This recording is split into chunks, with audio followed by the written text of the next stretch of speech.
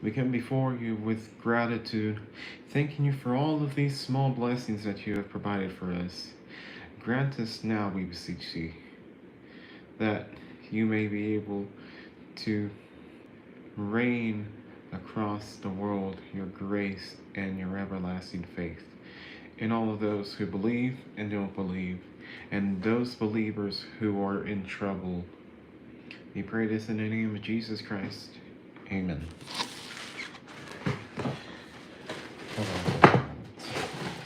Alright, we're gonna start back on our new book, Joshua, the Conquest of Ai. And the Lord said unto Joshua, chapter 8, by the way, fear not, neither be thou dismayed. Take all the people of the war with thee, and arise and go up to Ai, that I have given. See, I have given into thy hand the king of the Ai, and his people, and his city, and his land. And thou shalt do to Ai and her king as thou didst unto Jericho and her king, only the spoil thereof and the cattle thereof shall ye take for a prey unto yourselves. Lay thee an ambush for the city behind it. So Joshua arose and all the people of war to go up against Ai. And Joshua chose out 30,000 mighty men of valor and sent them away by night. And he commanded them, saying, Behold, ye shall lie in wait against the city, even behind the city. Go not very far from the city, but be ye all ready. And I and all the people that are with me will approach unto the city, and it shall come to pass when they come out against us as at the first, that we will flee before them, for they will come out after us, till we have drawn them from the city. For they will say, They flee before us as at the first, therefore we will flee before them. Then ye shall rise up from the ambush and seize upon the city, for the Lord your God will deliver it into your hand. And it shall be, when ye have taken the city, that ye shall enter the city on fire. According to the commandment of the Lord shall ye do. See, I have commanded you. Joshua had sent them forth, and they went to lie in ambush, and abode between Bethel and Ai, on the west side of Ai. But Joshua lodged that night among the people. And Joshua rose up early in the morning and numbered the people and went up, he and the elders of Israel, before the people to Ai. Want to take my time to thank Taylor Rutz and El Toro Loco 14 for joining. God bless you all. And what is her name? MK Ski 1003. Put the fries in the back, bro. I don't work at McDonald's, but God bless you anyways. El Toro Loco says amen. Amen. We are in the last days, says Andrew. You think so? Well, God bless you, my friend. And if you are indeed correct, then that means the rapture would be coming. What does God say about edging? What does edging mean? Because I'm finna bust. El Todo Loco, God bless you, thank you. And Christian says, God bless you. God bless you too, Christian and Silent Soul. Yes. I'm gonna assume that you're talking about, you know what. What I'll say about that is, if it's an act of adultery, then yes, that would be a sin.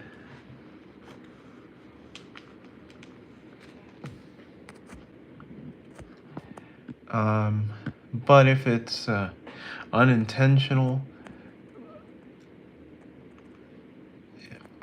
uh, then well, it depends. I can't really tell you much. Silence. So, hello, I come in peace. Griffin Ivy burned my fingerprints on a hibachi grill today. They will not find me. Well, God bless you, Griffin. Andrew says transhuman. Iron and clay mixed. Christian, thank you. Nice glasses. Um, be no, Christian says be nice. I'm told, bro, lock in. I can't finish with you stuttering. Finish what? Okay, now you can finish. Yes, big dog. Welcome in. God bless you, Mr. SX1. You look nice today. Oh, thank you, drink water. Thank you. I think saying sexual stuff is okay. You need to understand and learn about each other's struggles, Silent Soul says. Yeah, it could be that, but, we have a lot of people who are, like, coming in and out and saying things like, oh, uh, I'm about to, you know, and I like it's not just on these streams; they're on every other stream that I make. Vertical message is held for review. I'm 11, so oh, you're 11? I didn't know. Don't listen to them, please. Okay. They call me Ben Simmons because I don't play at all. So El Todo Loco is, yeah. What I will say is just be respectful, folks. Yeah. Just like El Todo Loco said, some people don't want to hear about sexual stuff, especially if it's a joke. Now, if you really must and you're genuine about it, then yes, you could talk about it.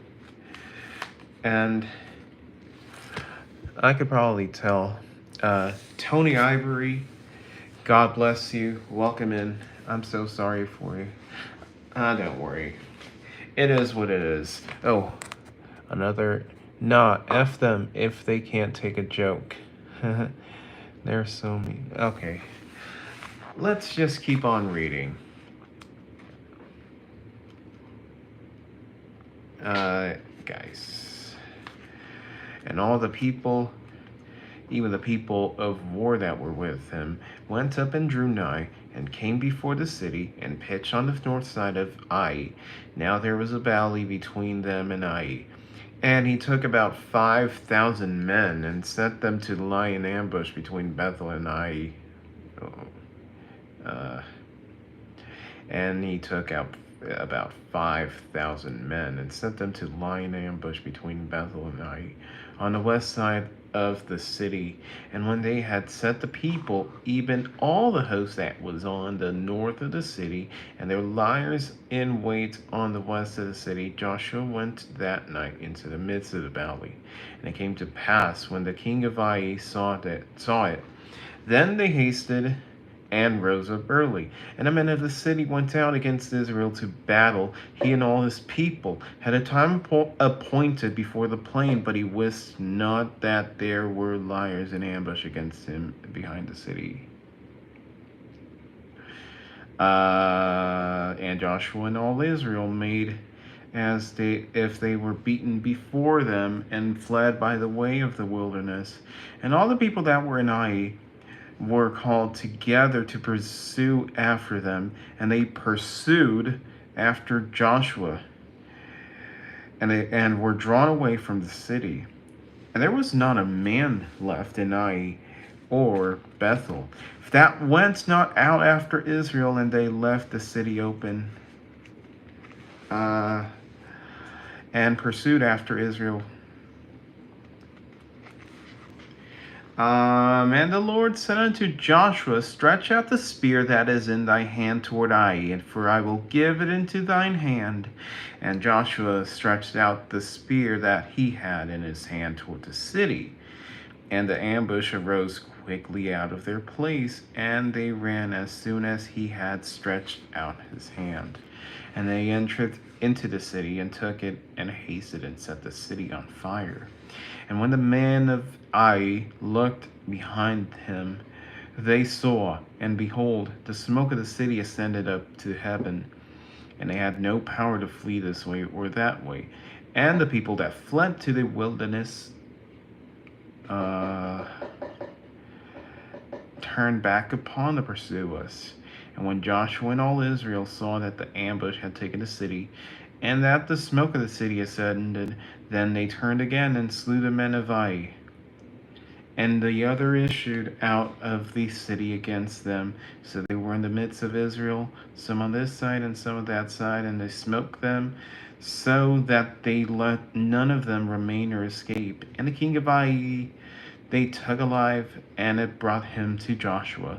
And it came to pass when Israel had made an end of slaying all the inhabitants of Ai in the field and the wilderness, wherein they chased them, and when they were all fallen on the edge of the sword, until they were consumed, that the Israelites returned unto Ai and smote it with the edge of the sword. And so it was that all that fell that day, both of men and women, were 12,000, even all the men of Ai. For Joshua drew not his hand back, wherewith he stretched out the spear until he had utterly destroyed all the inhabitants of Ai. Only the cattle and the spoil of that city Israel took for a prey unto themselves, according unto the word of the Lord which he had commanded Joshua. And Joshua burnt Ai, and made it a heap forever, even a desolation unto this day. And the king of Ai he hanged on a tree until eventide, and as soon as the sun went down, or was down, Joshua commanded that they should take his carcass down from the tree and cast it at the entering of the gate of the city, and raise thereon a great heap of stones that remaineth unto this day. All right, welcome back. Oh, I don't know why I said welcome back. Someone put me on timeout. If they do that again, bro, I'll leave. Mister, and I'm here all the time. If they don't like what I'm talking about, they should leave, bro. I'm here to talk to you, not to be put on hold by other people. Uh-oh. Let's see what happened. Not F them if they can't take a joke. Oh. Okay. Yeah, I guess somebody must have freaked out at one of your comments. Well, it's okay. Well, what I'll say is that we do have every once in a while a few trolls who say sexual stuff out of the blue, so that's that. And yeah, it's okay, bro. It's okay, my friend. There's no need to worry. Just carry on.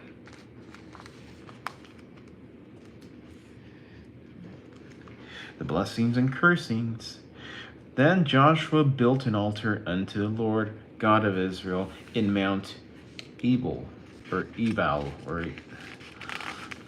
as Moses, the servant of the Lord, commanded the children of Israel, as it is written in the book of the law of Moses, an altar of whole stones, over which no man hath lifted up any iron. And they offered thereon burnt offerings unto the Lord, and sacrificed peace offerings. And he wrote there upon the stones a copy of the law of Moses, which he wrote in the presence of the children of Israel.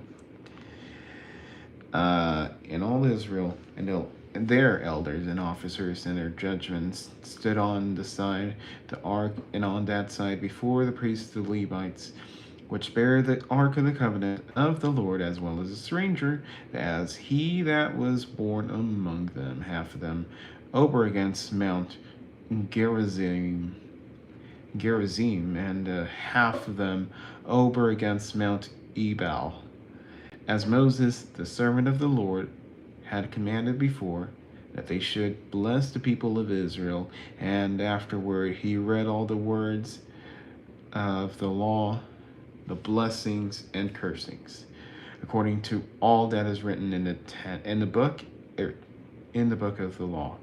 There was not a word at all that Moses commanded, which Joshua read not before all the congregation of Israel, with the women and the little ones, and the strangers that were conversing among them.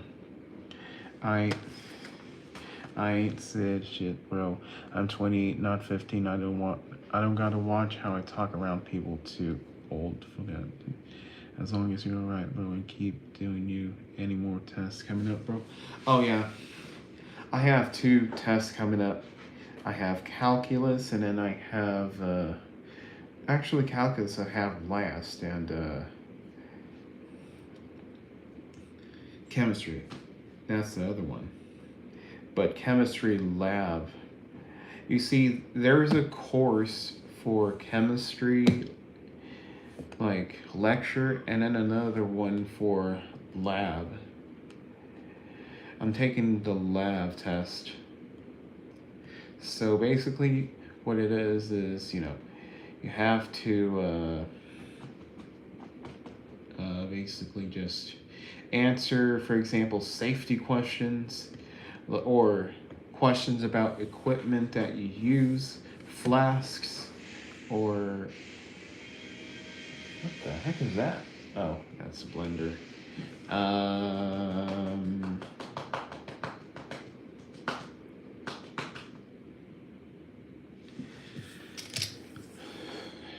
What is a beaker, and graduated cylinder, and how you measure stuff, and how do you think you're getting on? Think you'll smash it or need some more work? Also, when it coming up? Next week, sorry. Next week. So, the chemistry one is on Thursday, and Friday is the other one. I do need to work on it, and hopefully I can get on it on Sunday and tomorrow. So yeah, that's what I'm doing.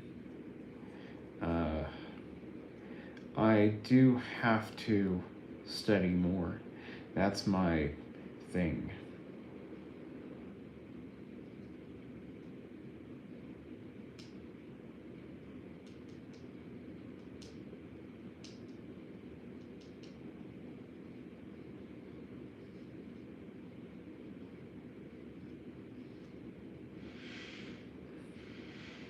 You got any girls from your class that can come over and help you?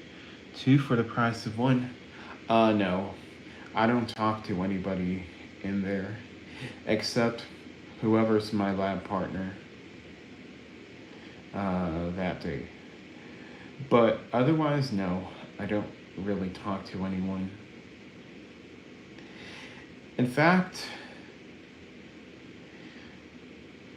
high school, most of the people from high school, yeah, really, why, man?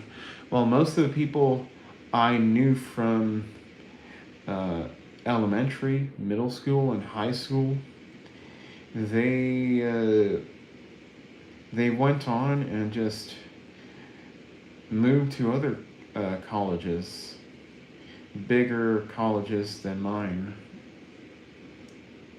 and they're living the time of their lives. So, and even then, I'm an introvert, so I feel comfortable being alone. But if I had the right partner, then yes, it would be convenient to just, sorry, to get some help. Yeah, that's why you talk to new people, bro. Make new friends. I like you. You'll easily make friends, man. Yeah, I agree. And for those who disagree, you can disagree if you want. You can agree. It doesn't matter. But yes, you are right. Um,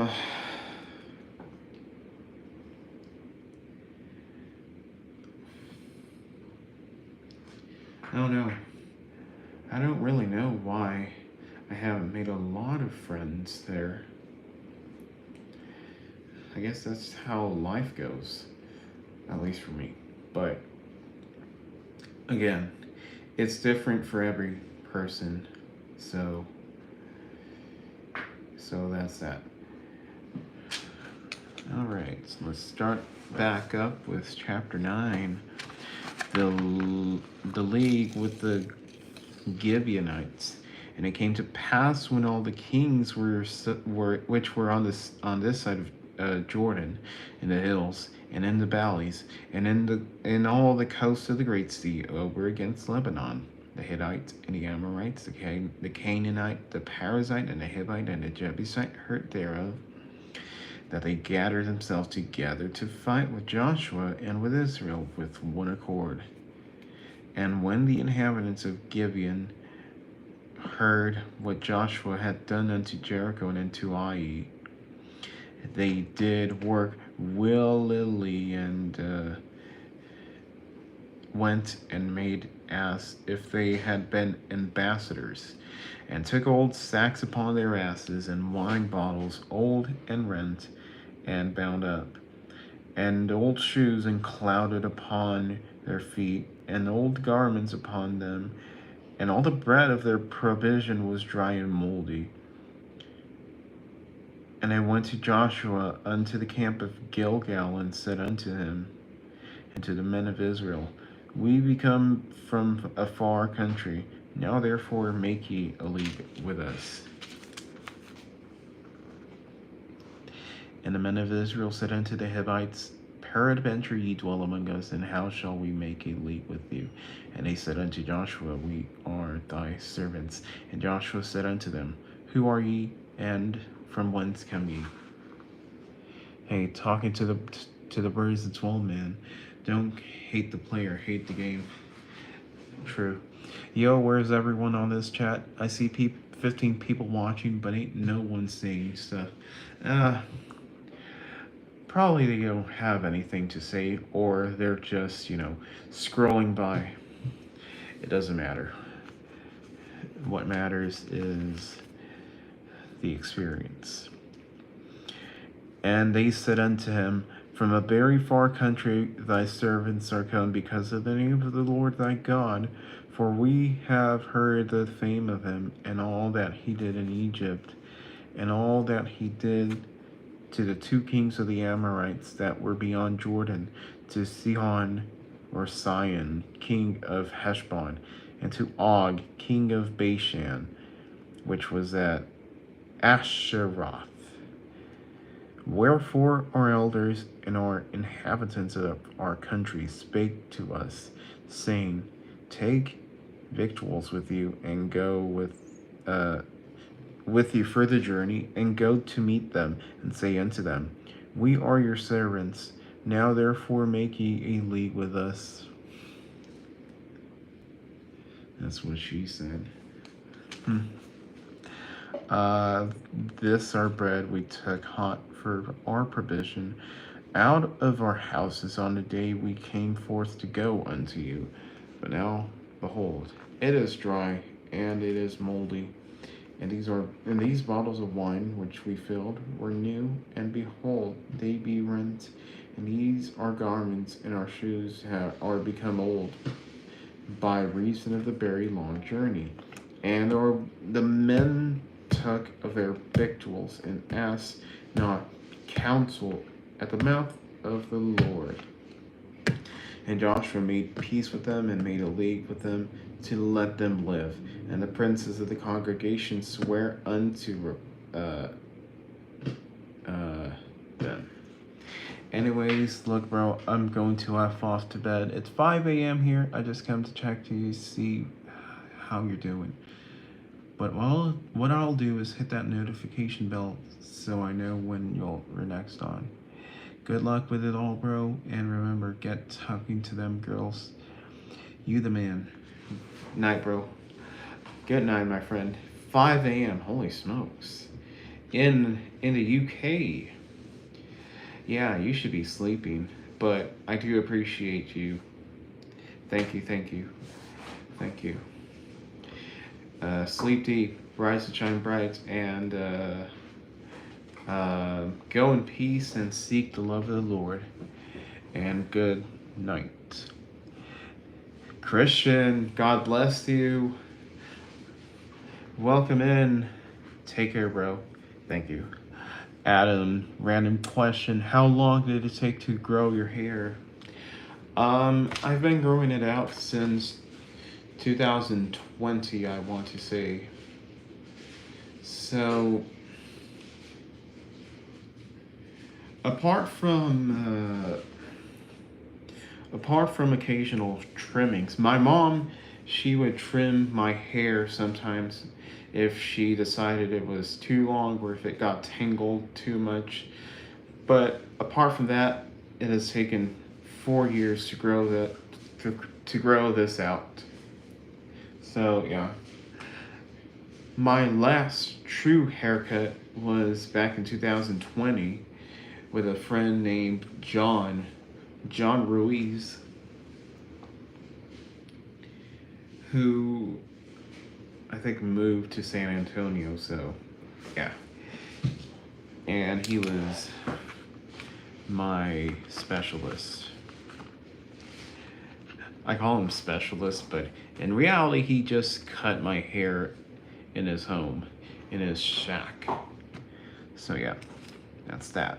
All right, and the men took of their victuals and asked not counsel at the mount of the Lord.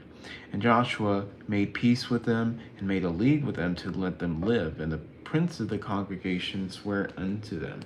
And it came to pass at the end of the 3 days after they had made a league with them, that they heard that they were their neighbors, and that they dwelt among them. And the children of Israel journeyed and came unto their cities on the 3rd day. Now their cities were Gibeon, and Kephirah, and Beeroth, and Kirjath Jearim. And the children of Israel smote them not, because the princes of the congregation had sworn unto them by the Lord God of Israel. And all the congregation murdered against the princes. But all the princes said unto all the congregation, We have sworn unto them by the Lord God of Israel. Now therefore we may not touch them. This we will do to them. We will even let them live, lest wrath be upon us, because of the oath which we swear unto them. And the princes said unto them, Let them live, but let them be hewers of wood and drawers of water unto all the congregation, as the princes had promised them. And Joshua called for them, and he spake unto them, saying, Wherefore have ye beguiled us, saying, We are very far from you, when ye dwell among us? I mean. Now therefore ye are cursed, and there shall none of you be freed from being bondmen and hewers of wood and drawers of water for the house of my God. And they answered Joshua, and they said, Because it was certainly told thy servants how that the Lord thy God commanded his servant Moses to give you all the land, and to destroy all the inhabitants of the land from before you. Therefore we were sore afraid of our lives because of you, and have done this thing. And now behold, we are in thine hand, as it seemeth good and right unto thee to do unto us, do. And so did he unto them, and delivered them out of the hand of the children of Israel, that they slew them not.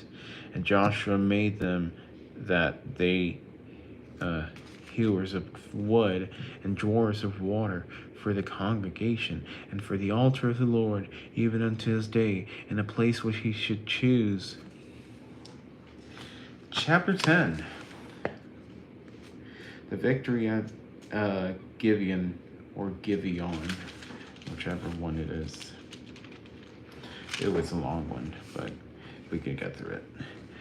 Now it came to pass,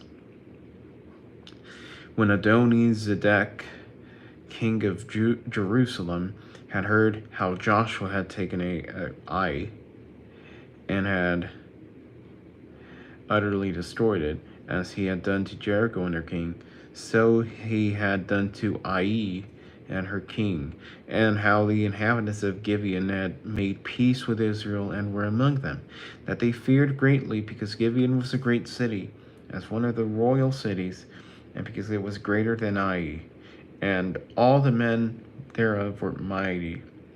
Wherefore Adoni-Zedek, king of Jerusalem, said unto Hoham, king of Hebron, and unto Param, king of Jarmuth, and unto Jephthah, king of Lachish, and unto Deber, king of Eglon, saying, Come up unto me, and help me, that we may smite Gibeon, for it hath made peace with Joshua and with the children of Israel.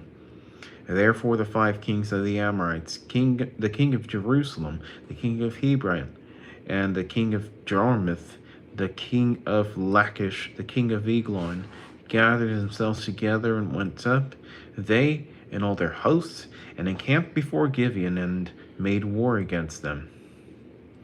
And the men of Gibeon said unto Joshua to the camp to Gilgal, saying, Slack not thy hand from thy servants. Come up to us quickly, and save us, and help us. For all the kings of the Amorites that dwell in the mountains are gathered together against us. So Joshua ascended from Gilgal, he and all the people of war with him, and all the mighty men of valor. And the Lord said unto Joshua, Fear them not, for I have delivered them into thine hand. Therefore there shall not a man of them stand before thee. Joshua therefore came unto them suddenly, and went up from Gilgal all night.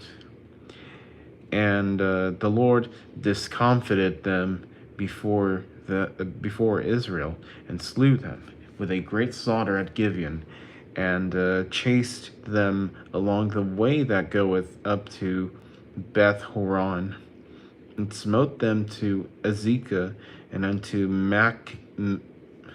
Makkedah. And it came to pass, as they fled from before Israel, and were in the going down to Beth Horon, that the Lord cast down great stones from heaven upon them unto Azekah, and they died. They were more which died with hailstones than they whom the children of Israel slew with the sword. Then spake Joshua to the Lord in the day when the Lord delivered up the Amorites before the children of Israel, and he said in the sight of Israel, Sun, stand thou still upon Gibeon, and thou, moon, in the valley of Ajalon. And the sun stood still, and the moon stayed, until the people had avenged themselves upon their enemies. Is not this written in the book of Jasher? So the sun stood still in the peace. In the midst of heaven, and hasted not to go down about a whole day. And there was no day like that before it or after it, that the Lord hearkened unto the voice of the man. For the Lord fought for Israel. And Joshua returned, and all Israel with him, and unto the camp of Gilgal. But these 5 kings fled and hid themselves in a cave at Makkedah. It's either Makkedah or Makkedah, one of those. And it was told Joshua, saying, The 5 kings are found hid in a cave of Megiddo. And Joshua said, roll great stones upon the mouth of the cave, and set men by it to keep them. And stay ye not, but pursue after your enemies, and smite the hindmost of them, suffer them not to enter into their cities, for the Lord your God hath and delivered them into your hand. And it came to pass when Joshua and the children of Israel had made an end of slaying them with a very great slaughter, till they were consumed, that the rest which remained of them entered into fenced cities. And all the people returned to the camp at Joshua at Makkedah in peace. None moved his tongue against any of the children of Israel. Then said Joshua, open the mouth of the cave, and bring out those 5 kings unto me out of the cave. And he did so, and brought forth those 5 kings unto him out of the cave, the king of Jerusalem, the king of Hebron, the king of Jarmuth, the king of Lachish, and the king of Eglon. Or it could also be Eglon, but I'm not too sure.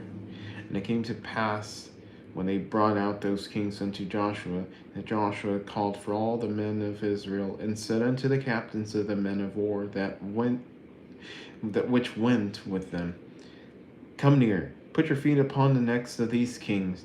And they came near, and they put their feet upon the necks of them. And Joshua said unto them, fear not, nor be dismayed. Be strong and of good courage, for thus shall the Lord do to all your enemies against whom ye fight. And afterward Joshua smote them, and slew them, and hanged them on 5 trees. And they were hanging upon the trees until the evening. And it came to pass that in the time of the going down of the sun, that Joshua commanded, and they took them down off the trees, and cast them into the cave wherein they had been hid, and laid great stones in the cave's mouth, which reign until this very day. Victories at Makkedah, etc. In that day Joshua took Makkedah, or Makkedah, whatever it is, and smote it with the edge of the sword, and the king thereof he utterly destroyed them, and all the souls that were therein he let none remain. And he did to the king of Makkedah as he did unto the king of Jericho. Oh, Christian has something. What an incredible story, one that we can apply to everyday life. The lesson is if you allow God to fight your battles in life, you will always be victorious every time. And to that I say amen.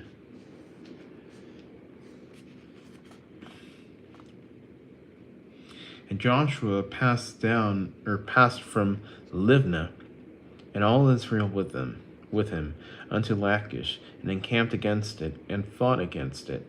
And the Lord delivered Lachish into the hand of Israel, which took it on the 2nd day, and smote it with the edge of the sword, and all the souls that were therein, according to all that he had done to Livnah. And Horam king of Gezer came up to help Lachish, and Joshua smote him and his people, until he had left him none remaining. We have adversaries to fight off every pain, and they are not always people. Sickness, pain, depression, betrayals, trials, temptations, etc. are all adversities we have to face every day. Temptations is the one I struggle with the most. Admittedly. What else? And from Lachish, Joshua passed into Eglon, or Eglon, and all Israel with him, and they encamped against it and fought against it. And they took it on that day, and smote it with the edge of the sword, and all the souls that were therein he utterly destroyed that day, according to all that he had done to Lachish.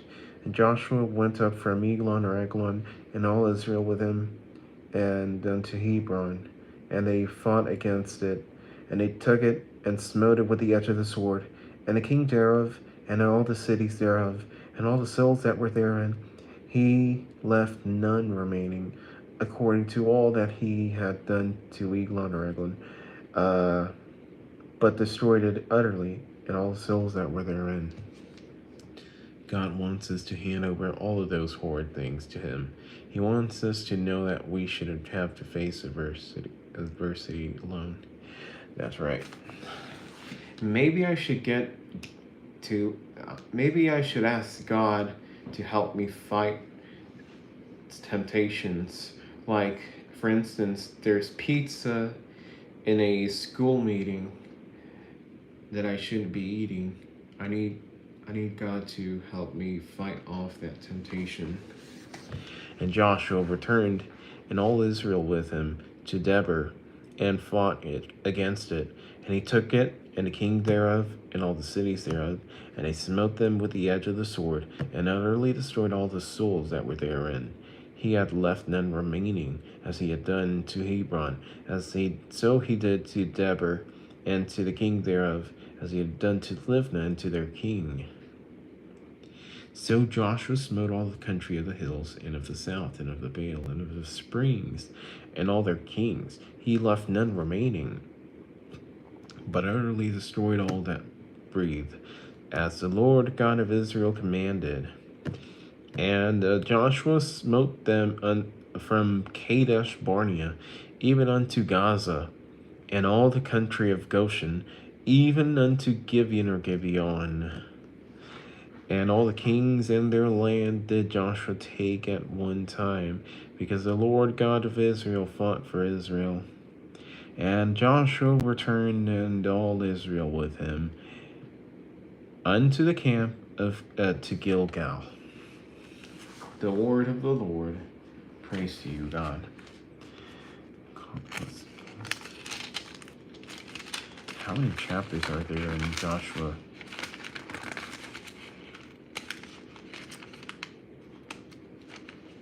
Oh, only 24 chapters in Joshua.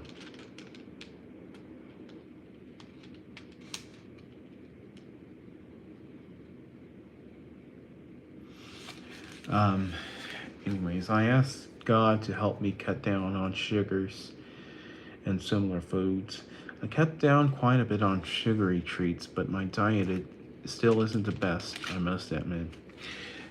Yeah, definitely candies, candied product or food products.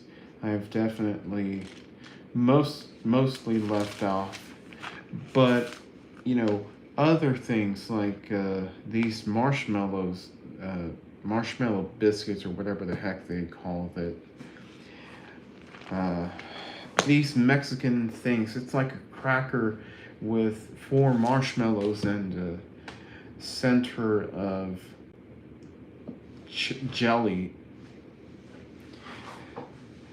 Sometimes I get addicted to this. And some cookies from the gas station. And desserts, for example. We went to Golden Corral on Wednesday, for example. Ooh, Golden Corral? How is Golden Corral? Yeah, in Golden Corral, they serve pizza. They serve pasta, for example. Although they really serve the pasta separate from the sauce, which Italians I know would not approve of. For me, one of my biggest food additions is buffalo wings from Hart's. Ooh, I don't blame you.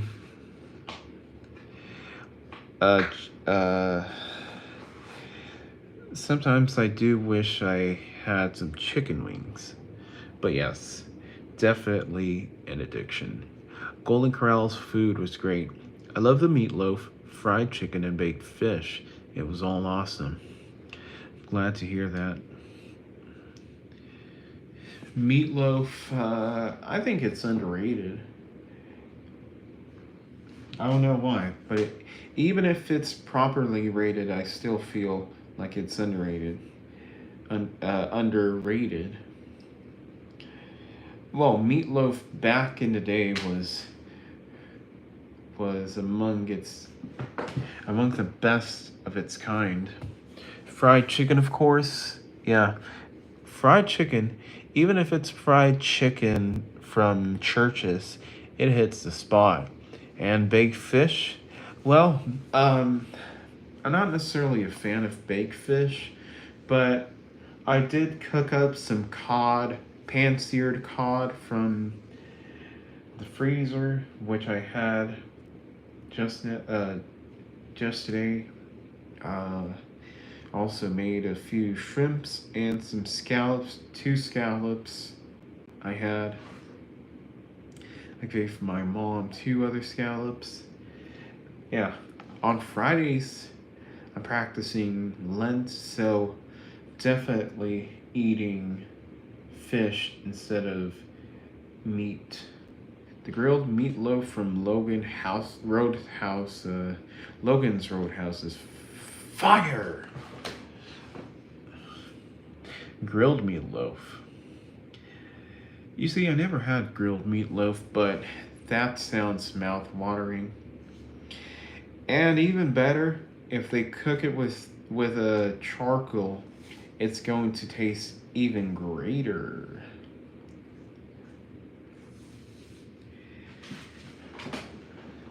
You know what? I'm gonna look it up on my PC. Y'all keep on typing. I'm just gonna go get my PC.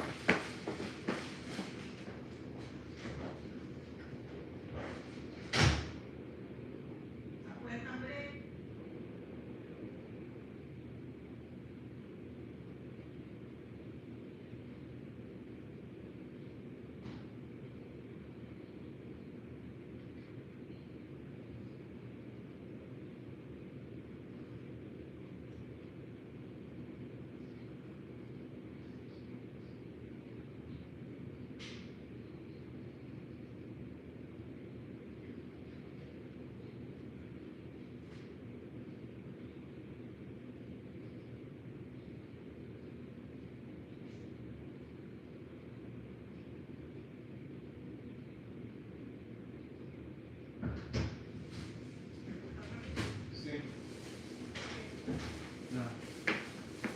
Sorry about that. I printed out some math notes, blank notes. So, you know, and they dropped on the floor and I freaked out slightly. Let me check that the door is closed. What?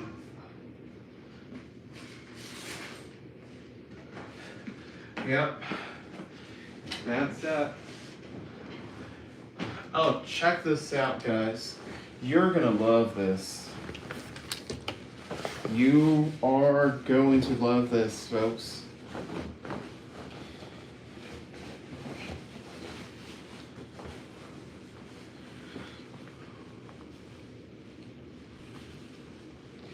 I ordered this online, so yeah, folks, so this is something that you might see in the future on different days. Maybe the summer, who knows?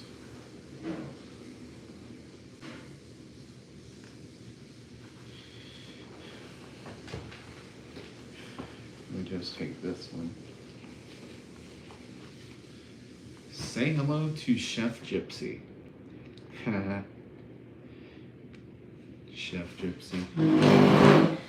This is the chef's shirt. I could have worn a jacket or apron, but this one is fine. Cool, you bought a chef uniform. Is it from Chefworks? Oh, I just bought it off of Amazon. This came all the way from China to United States. And I even have the the logo with a little bit of a text. Yes, I know it looks kind of silly and fun, but it's just my gimmick, you know.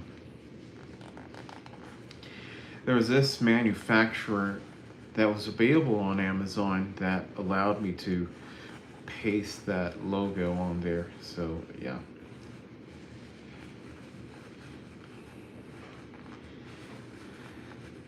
And of course, you have this chef's shirt,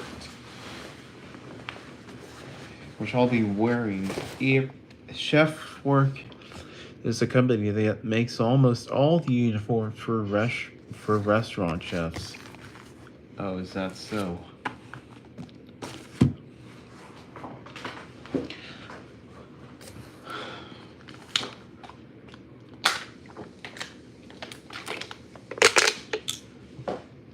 No matter, or no wonder they look all the same.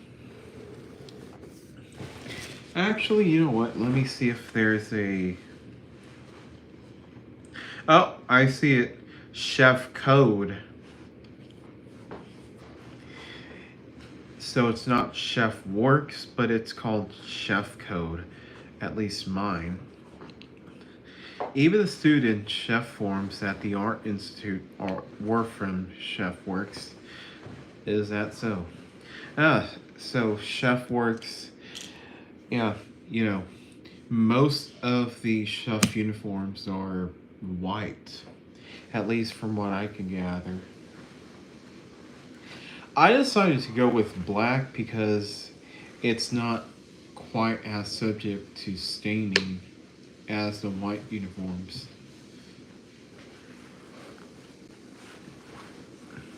I know a lot of people like to wear white, but I decided to go with black. Okay. And this is the chef's hat.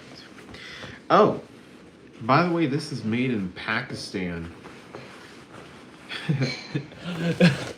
If you could travel to any foreign country, where would you like to travel? Pakistan. That's from Family Feud. They literally said Pakistan. That's very smart. I think it's ridiculous that chefs would wear white when they know for a fact they will get stained. Yeah, that's what I was considering. Like, you're a chef. You're gonna get stained if you wear white. Like, yes, I know you love to wear them for your oh so elegant purposes, but get this one. It's gonna look a lot better on you. It might not look as elegant, but it's gonna look more stain resistant. It's gonna be more stain resistant.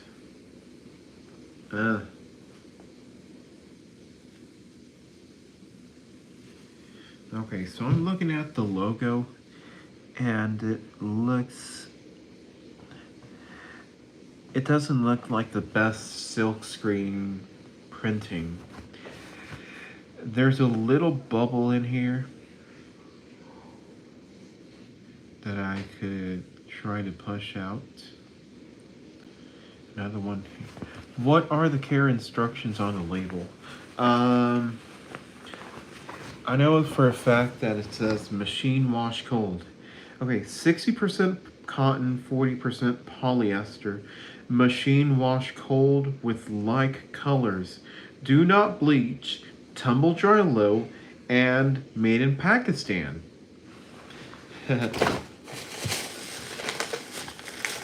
We talk about made in China. In fact, this is made in China. But Pakistan. They make stuff in Pakistan. So basically, tumble dry low, wash with light colors, and machine wash cold. That's what I could gather.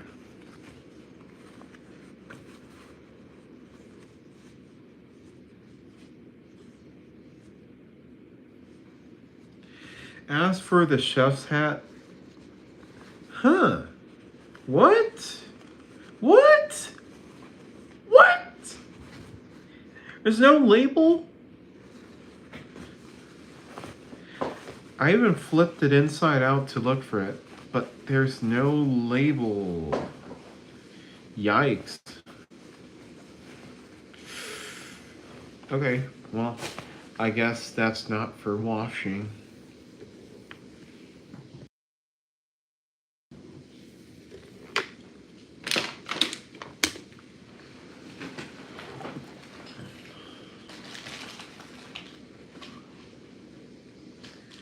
No, no, no, no. I would assume the hat uses the same instructions as the jacket. They are both the same material. Is that so? Yeah, a lot of things are made out of polyester. Well, this is cotton and polyester, so it it feels good. I this is made out of cotton. This shirt is made out of cotton, and yeah, I could see.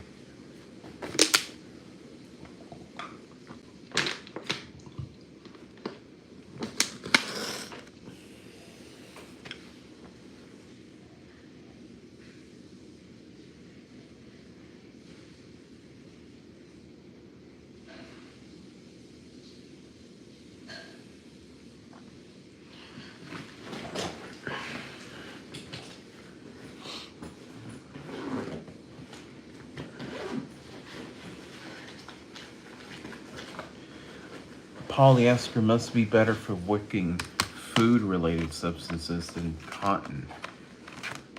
Right. Uh, you know what? What are your opinions on bed sheets? Cotton bed sheets compared to polyester? Because I've had polyester bed sheets for the longest time and they just felt not the most comfortable, so I decided to dump them.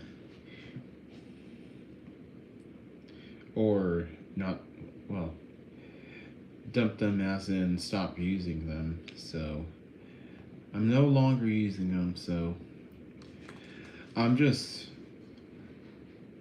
sleeping without the bed sheets. Cotton is more comfortable. Miss the old days of the old Canon brand sheets and towels. They were strong. I think they still have some cotton produced or cotton made bed sheets.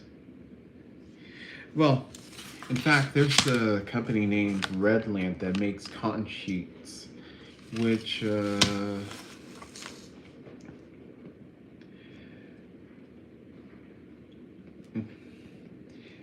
is one set is like $200, but well, 240.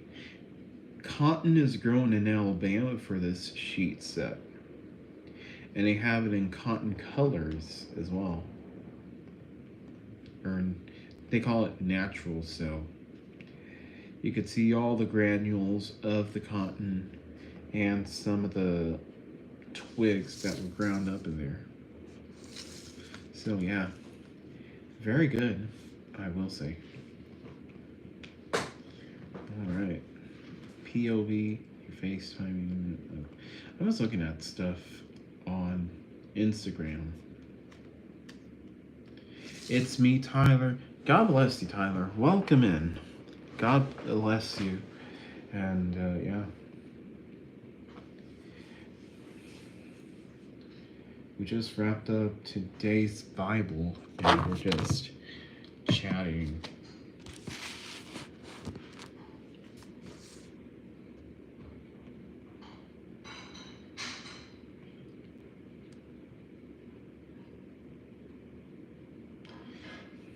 Yeah, oh yeah. I think I remember you. Um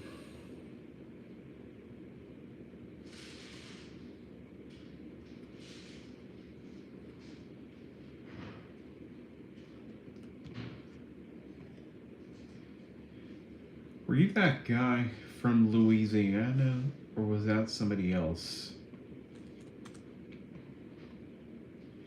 Our, yeah, well, I think you came here and it was your birthday.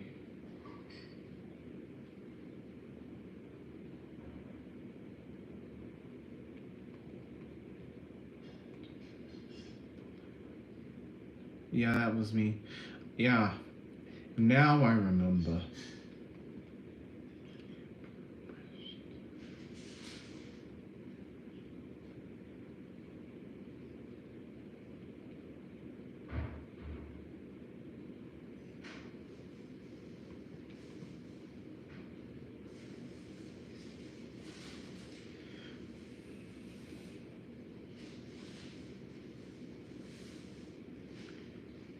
I have a football game tomorrow. Wait, for real?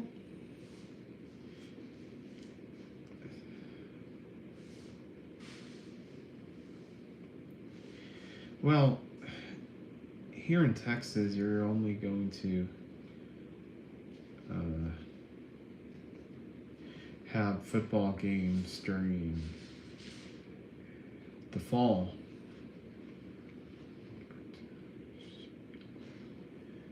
So, spring football. Well, good luck to you, Tyler. I'm hoping that your team kicks some butt and is able to. You were in Slidell. Yeah, I remember Slidell. My fifth. I'm not sure if you know this, but in Slidell or near Slidell, they have I-59, I-10, and I-12. Football season for schools usually coincide with pro football. When the Super Bowl happens, it means the end of the football season everywhere. That's right. And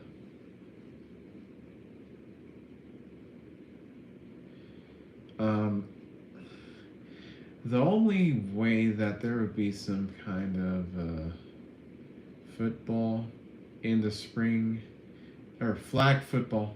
Oh, so flag football makes sense. I was about to say maybe there's a scrimmage happening, or maybe, you know, some kind of spring football or something like that.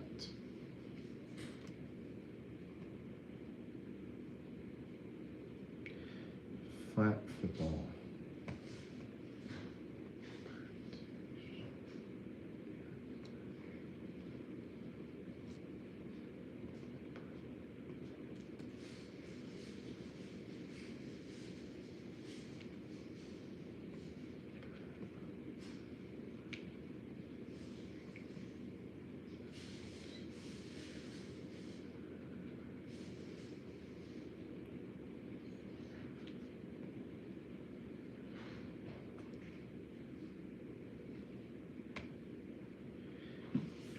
Why is it only two people?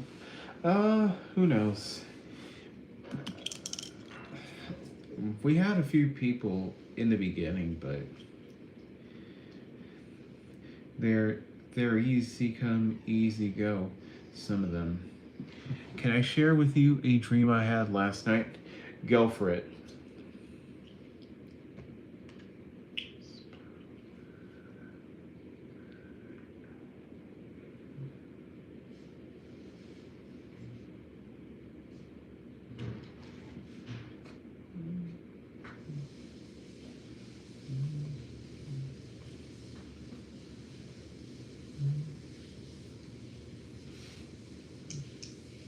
I had a dream where that I went to visit Kaylee and her family, who we mentioned last time. Okay, and what else happened?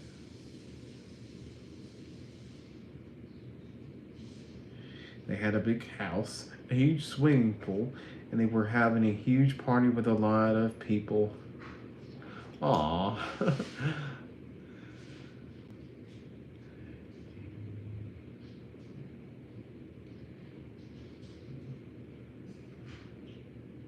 I wanted to talk to her, but I couldn't face her. Aw. What else happened?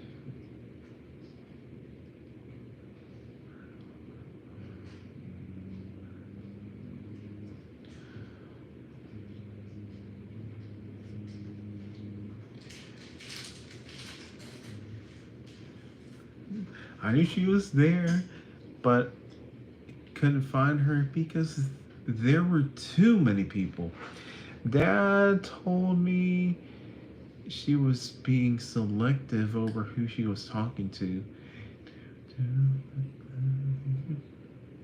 But that was a moot because I couldn't find her anyways.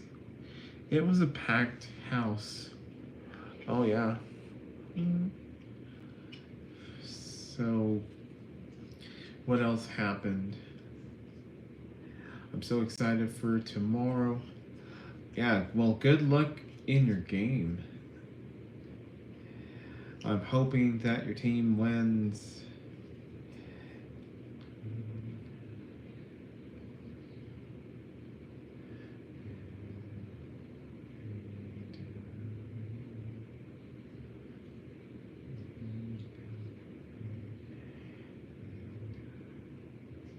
Um,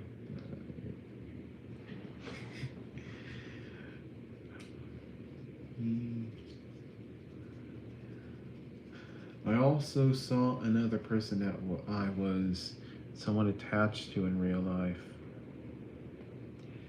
at one time, but I didn't have the courage to go up to her. Aww. It was a somewhat happy feeling dream, but I woke up and nothing too exciting happened otherwise. Aww. Oh well. Hey, maybe it's a connection. Maybe God is like, you see what you. If you don't have the courage, then, like, you might end up regretting not talking to them. Even if they say, oh, they're selective with who they talk to. Like, even if they're selected, you can still shoot your shot. I know that's a term that refers to like something else, like telling somebody you love them, but shooting your shot in this case, I'm talking about try to talk to them regardless. It's better to be rejected than to regret not taking the risk in this case. We play in a high school field. Oh, yeah. I miss high school. I miss the Friday nights that we went to Calhoun High School. That's where I go to high school in Port Lavaca, or where I used to go. I'm now graduated, and yeah, those nights were fantastic. The art of being selective is probably part of a test might be putting me through. Maybe he wants me to ignore what might be scaring me so he can show me I've been fearing for nothing. Yeah, my friend Adam, Team SOS, which by the way, you should go check him out if you haven't. He's a really fun guy. And he was streaming just a few hours ago, 1 or 2 hours ago. So, yeah. Um, he said that dreams do have meaning, and that's God's way of talking to you. Good girl says hi again. God bless you, good girl. Welcome back. Zodiac sign. I'm an Aries. I was born on April 10th. So, yeah. That's that. And,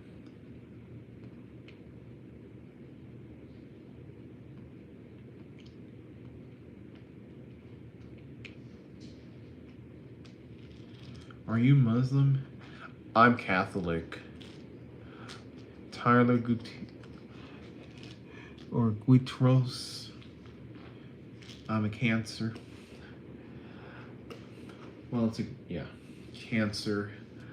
Um, a long time ago, maybe a year, I had another dream where I was visiting them, and they were telling me how much they liked hanging out with me. Oh, that's sweet. Oh, but I'm Muslim. Oh, okay. Okay, there's no shame in it. No shame at all.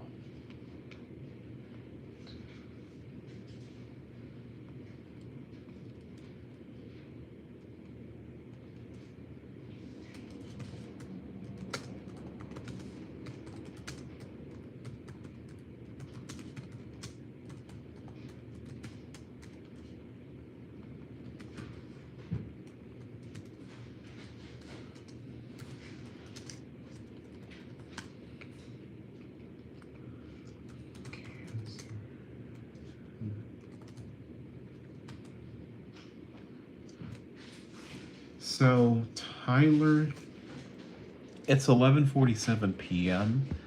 So, I think you're in the same time zone as me in Slidell, Louisiana.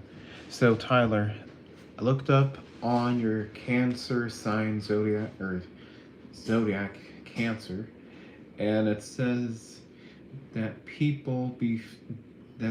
they are people born between June 21st and July 22nd. I know that part was random.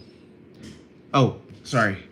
Uh, and in one part of that dream, me and Kaylee were having lunch, but we were being harassed by a homeless person, so we had to leave that restaurant. Who knows? Maybe that person must have been. I don't know. It could be either a good homeless person, or it could be somebody else looking for trouble, or it could have been what's his name? The guy who was with Chrissy.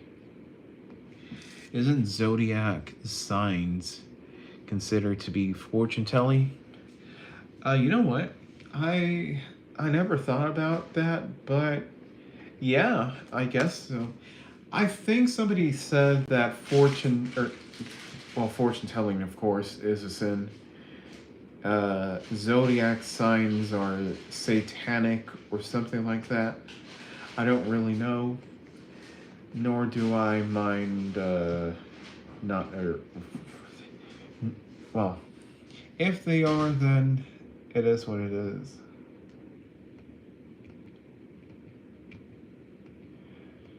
Then, yeah, I don't really. All I know is that I am an Aries, but that's about it. Not going to spend too much time worrying. Oh, I'm this, so my zodiac sign is gonna do this and that. I don't really believe in that.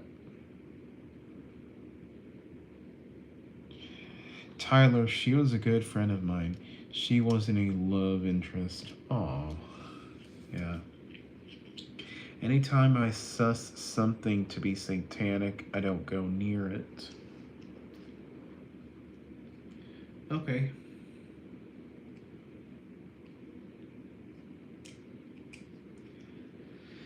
You know what my dad did? I have to confess this. My dad took us to Mexico, and we went to this. We've been a couple of times to places uh, where dad was like, she would talk. Sorry, I'm stuttering too much. He would talk about, how this relationship, their marriage, mom and dad sometimes have some bad moments in relationships, so they would sometimes talk, and what they did is some kind of ritual where they poured alcohol on the floor and just lighted it up on fire, and they took an egg and then rubbed it across our bodies like this, and then dusted off our bodies as well. And then another one was like doing the same thing except with the egg. And they had this girl who was like telling us, oh, this and that is going on with this person. And then when she got to me, she was like, oh, this guy has a backache. His back is hurting. And I'm like, no, my back is not hurting. So I know that that was bogus. Well, sorry. Don't worry. It yeah, it's my first time. Can I guess your age? Sure, go for it. Houston Rodeo is in full effect right now. It would be my dream to take them all out there and hang out in the carnival. I'm 21. Ah! Guess what age I am? Hint, hint. It's already there.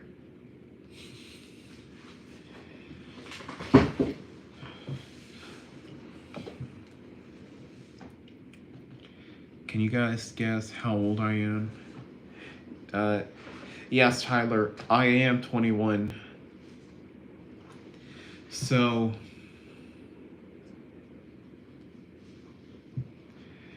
yeah. Um, 21, you're already legal. I'm going to turn 22 in April, on April the 10th. Now, Christian, I know you said you're in your 30s. Oh, you're 10. Oh, oh yeah, that's right.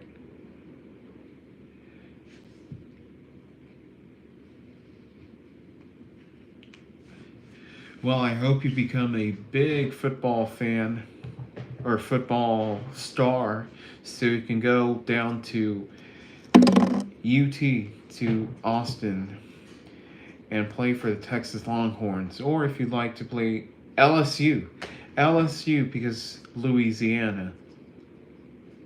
Why not? LSU, I think. And then Texas A&M is also popular here.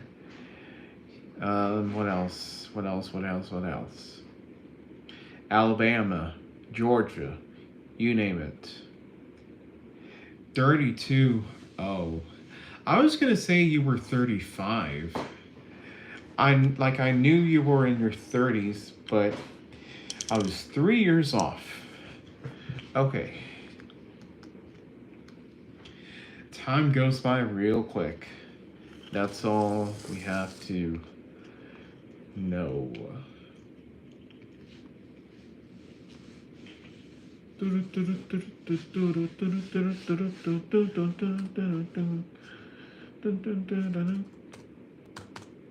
Nine, nine, nine.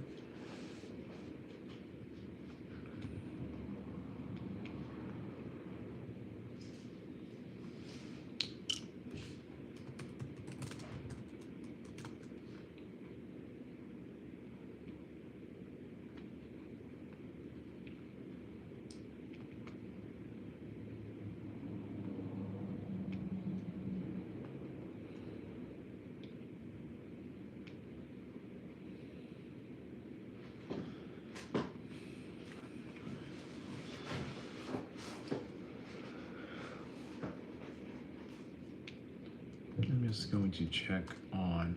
I'm glad to be a 90s kid. There was so much epicness about that decade. Yep, the 90s. I love the 90s. For me, at least, 1993 has to be like one of the years that you know that was so notable of the 90s. If that makes sense. Either that or 92. 92, 93 was when the 90s really began. 91 and 90 were more like the 80s. The 90s was the last of the cool decades. Yeah, that's what a lot of people said. And then in 2001, well, you know what happened there. I went swimming today. Oh, that was nice. Man, I want to go swimming again. I heard that swimming is very good for working out. So, yeah, I need to go swimming. Movies, TV shows, video games, and music were a blast. Yeah, movies. Jurassic Park, I think. One of my favorite movies from the 90s, The Page Master, with which features Macaulay Culkin, who also was featured in a 1989 film named Uncle Buck. TV shows, yeah. SpongeBob appeared in 1999, the year the Dallas Stars won the Stanley Cup. Video games, and Nintendo.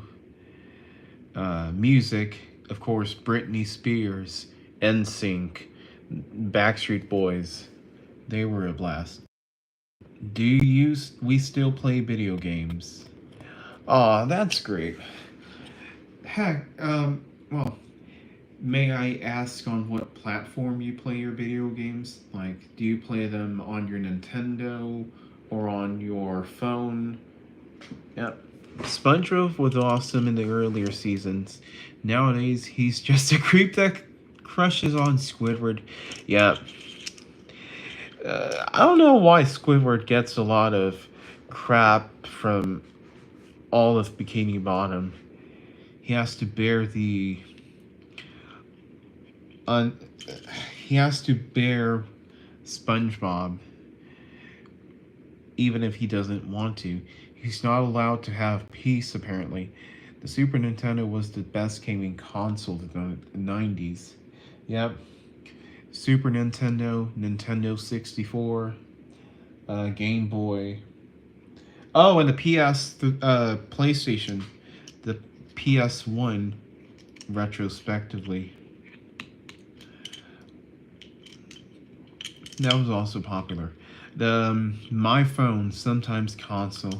Okay, what kind of games do you play, Tyler? If Squidward's life was better, he wouldn't be so grumpy. Yeah. Well, you did get a.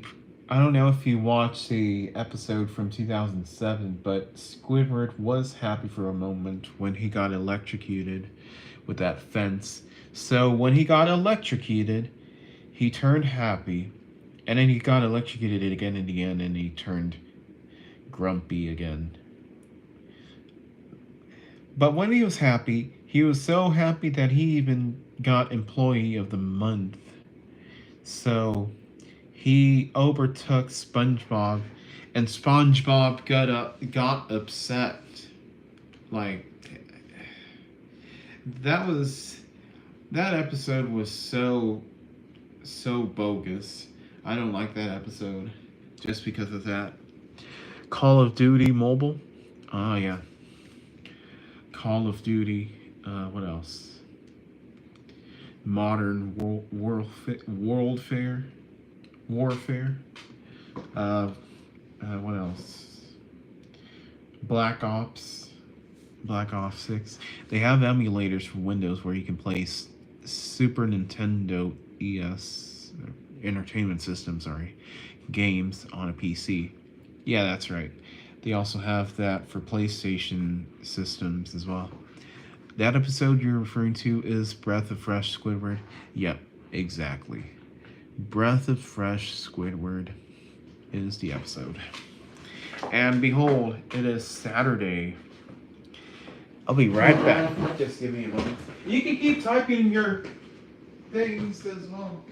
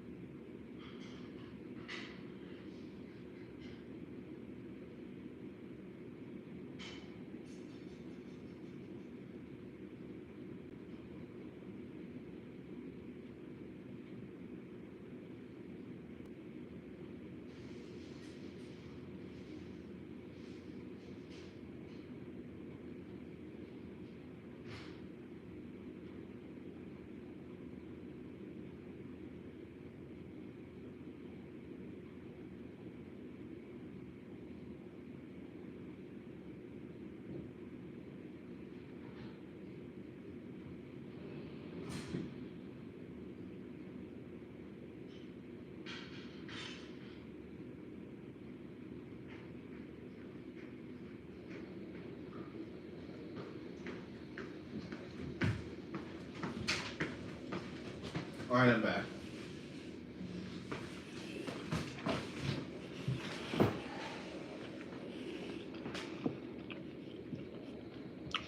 Oh, you have a movie theater? Alright. Yeah. Yeah, you could share it. Tyler, thank you so much for stopping by. Sleep deep, rise and shine bright, and go in peace. And seek the love of the Lord.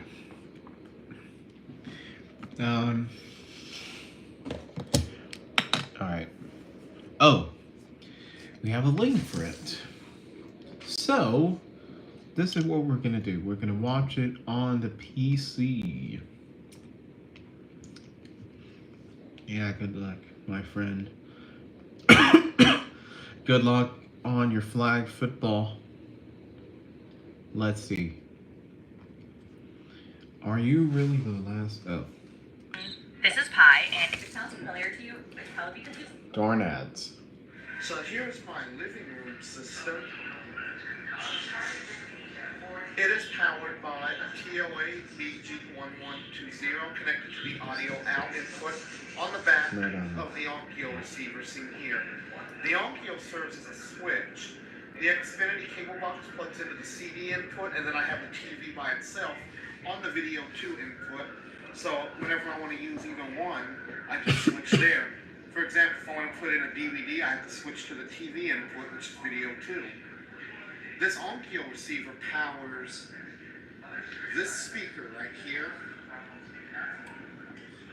So you mentioned the Onkyo receiver. I think that's what you called it. Yeah. Stereo receiver. Okay, so yeah. That is the sound, I think, sound system. And then this one right here, both of these are Serwin Vega speakers. Oh, so they connect to those speakers, I think.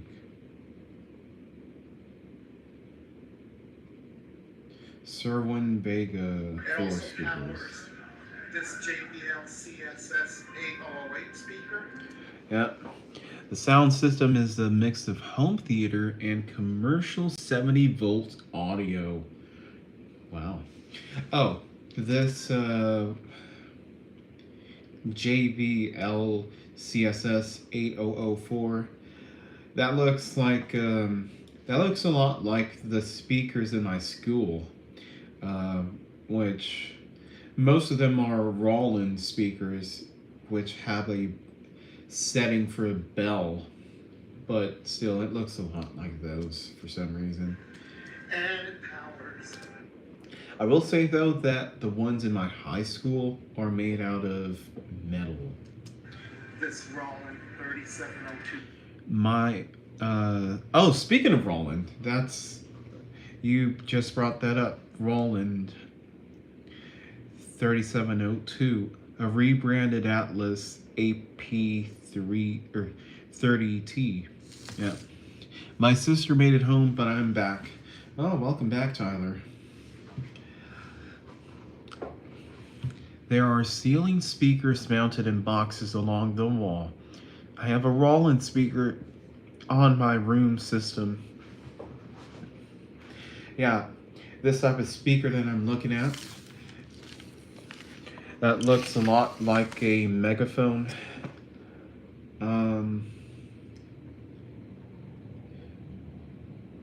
Would we call it a projector speaker? Well, because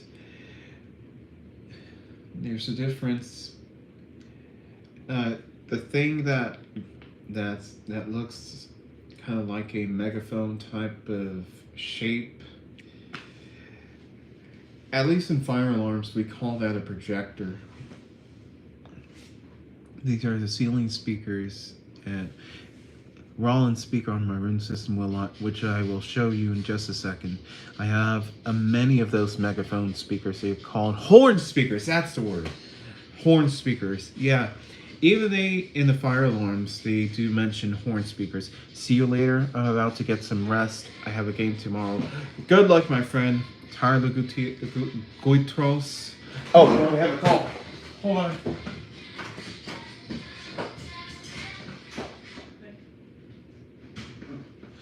Oh well, we missed it. That was my mom's phone. That's not my phone, so yeah. Take care, Tyler. Go in peace and seek the love of the Lord. Horns are popular at schools, warehouses, in-store backrooms, and any place that has open ceilings. Ah, open ceilings. Alright, let's continue. Now this one has the transformer removed from it and is connected straight to the stereo. The 70-volt speakers are right here. I've got a Duquesne Atlas horn there. Duquesne. I've got the APX40TN right here. And I will mention that I'm like, oh, okay, never mind. I thought I was talking about something else. No, ignore what I said. I've got the APX40TN right here, and then right behind, underneath it is a quad speaker and a Soundelier speaker. I had a smaller TV at the time when I installed these. That's why it's so low. That's why when I got a newer TV, it ended up covering it up. So even though I didn't disconnect the speakers, I put a horn up there to help make up for it. Now coming over here, I have two quad speakers and a JW Davis mounted in a nice enclosure on the wall here. I have a Clarity horn speaker, a 15-watt Clarity horn speaker. And I have a Harris ceiling speaker, just like the ones at Home Depot, a rebranded Quam. Try to focus in. I will say that the rebranded Quam speaker, with a Harris box speaker as you listed it, it looks a lot like the Wheelock E70 speaker, which is normally used for a fire alarm.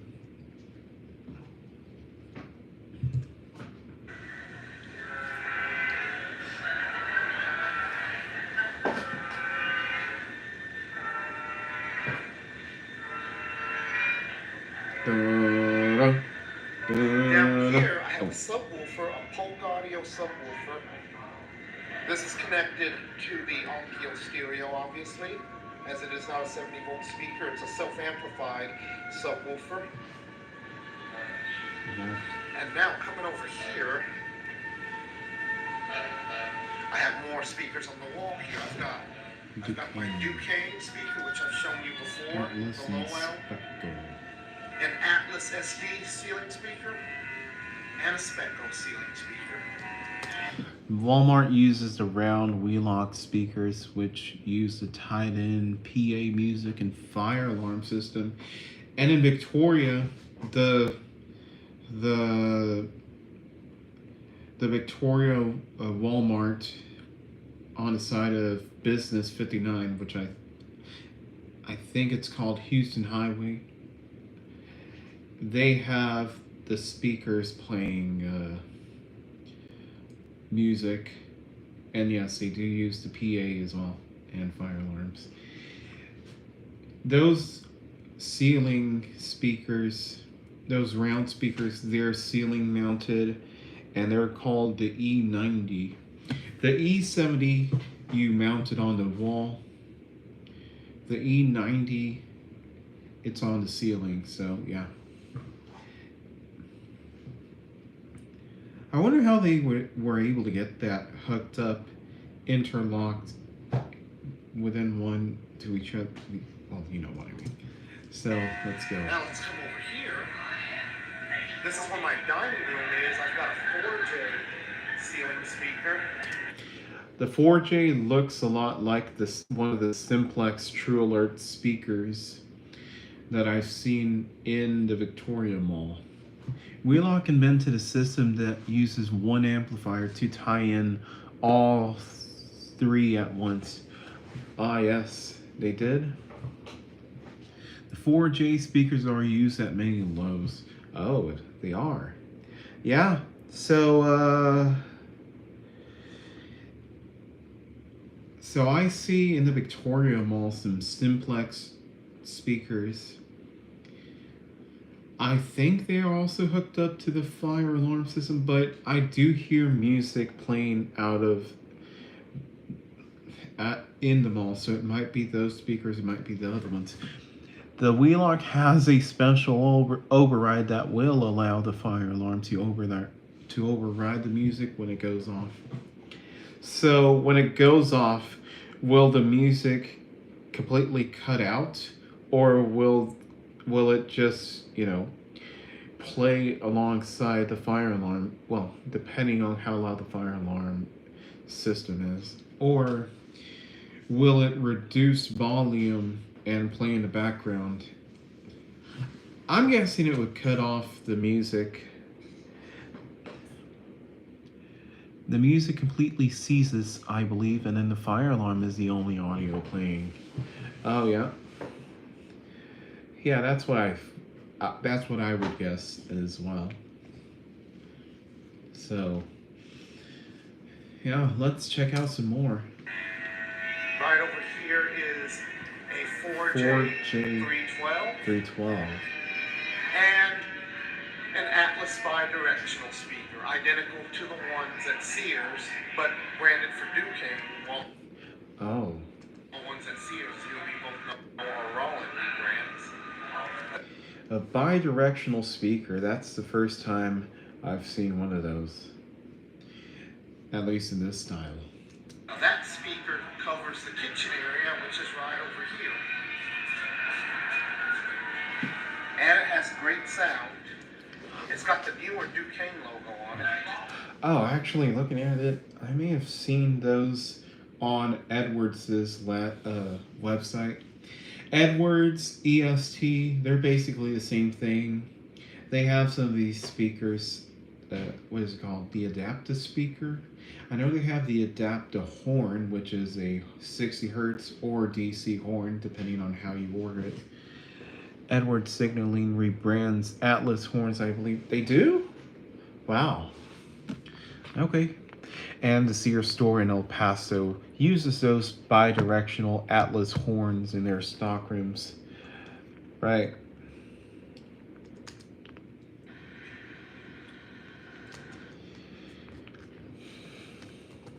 Yeah, because the stockroom, I think, would be a pretty large room, and it would need to cover a large area. Now, here's the system I'm using right now to watch your stream. Oh, let's go. Let's And just an overall look at the system from here. let's check it out. Well, let's finish this one first. When old man Ramshaw died, he said he didn't want that place disturbed. And I think we ought to respect the wishes of the Me TV. Just want to point out one thing. I noticed you're watching Me TV.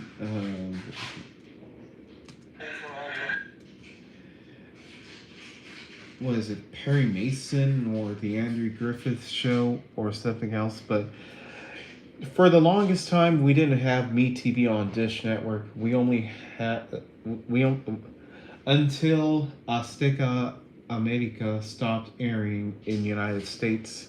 We didn't have Me TV available. The ones at Home Speaker, by the way, Home came speaker with a with back cam when I first bought it. It was identical to the ones at Walmart, but as I mentioned in my other video, I took the back can off to put it on the palm speaker in my room with a contour baffle, and I took the speaker off that one and put it here. Oh, wow. What's up, Dream Media family? All right, let's check out the other one. Wow. I know what that means. It's happening. So those are the speakers. It's up to you, isn't it? My cooperation can be bought if you agree to the bond. Yeah, that's right. Because Azteca, they're from Mexico, and they pulled their U.S. operations and just decided to focus on their own country. So, so unfortunately, they're no longer airing here. More, and In this case, KYAZ would have been the station. Anyways, MeTV, yeah, or sorry, let's get back to this.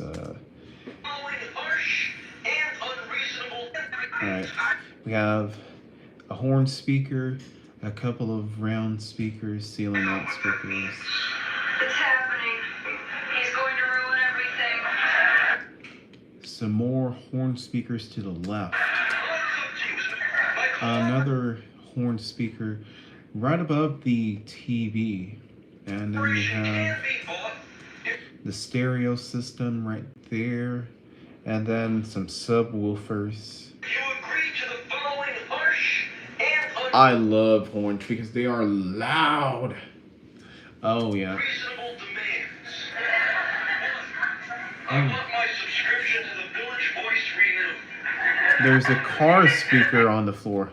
Oh, is that so? My cooperation can be bought if you agree to the following. Let's look. Village Voice renewed. Let's look. We can do that. Two, I want the Some more horn speakers. layer restored.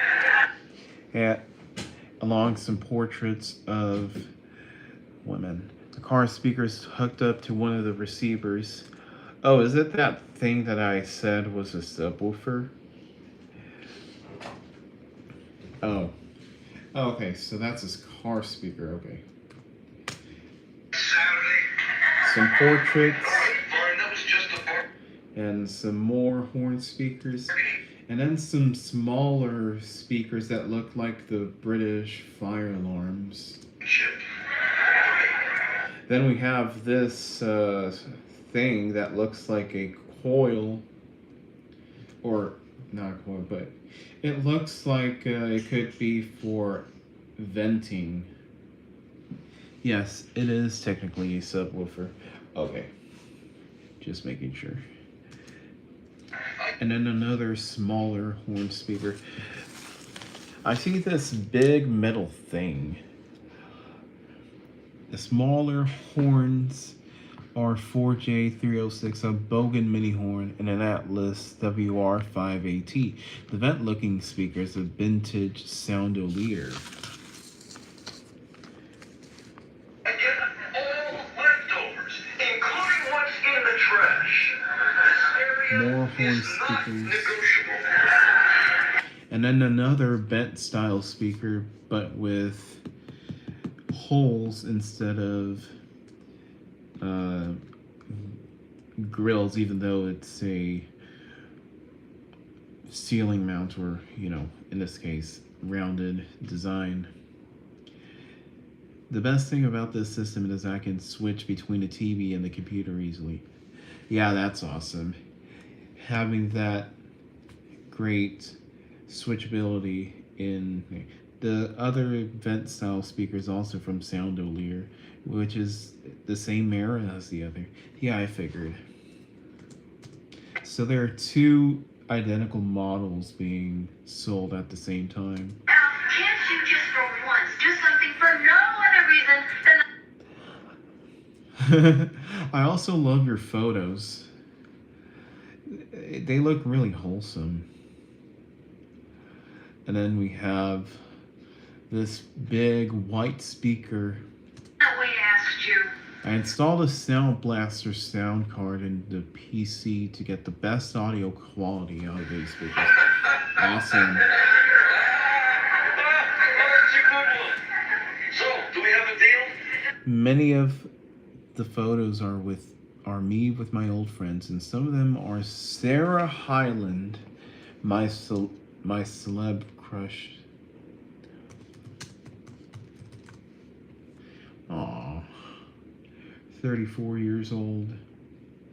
November 24th, 1990. 5'1". When it comes to sound systems, anything that has a headphone jack or RCA output can be hooked up to these speakers. Right. I'll tell you what we'll do. If you agree to stay in the attic and be quiet while we're having our party, then you can have 2 hours to forage and devour the carcass. the era of the RCA output. That system is powered by 2 Sherwood receivers and 2 TOA 70 volt amplifiers. You're a just, fair, honorable man. Let's shake on it.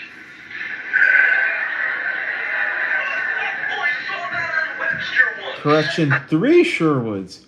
Wow. Or correction again, 2 Sherwoods, 1 Onkyo.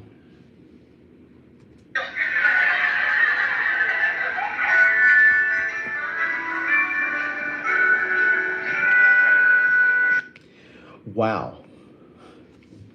I'm impressed. I have a collection of fire alarms right here that I can show you. That's my chair, by the way. Let's see if I can pull this. No, that's not it. This isn't it. I have them all in this drawer.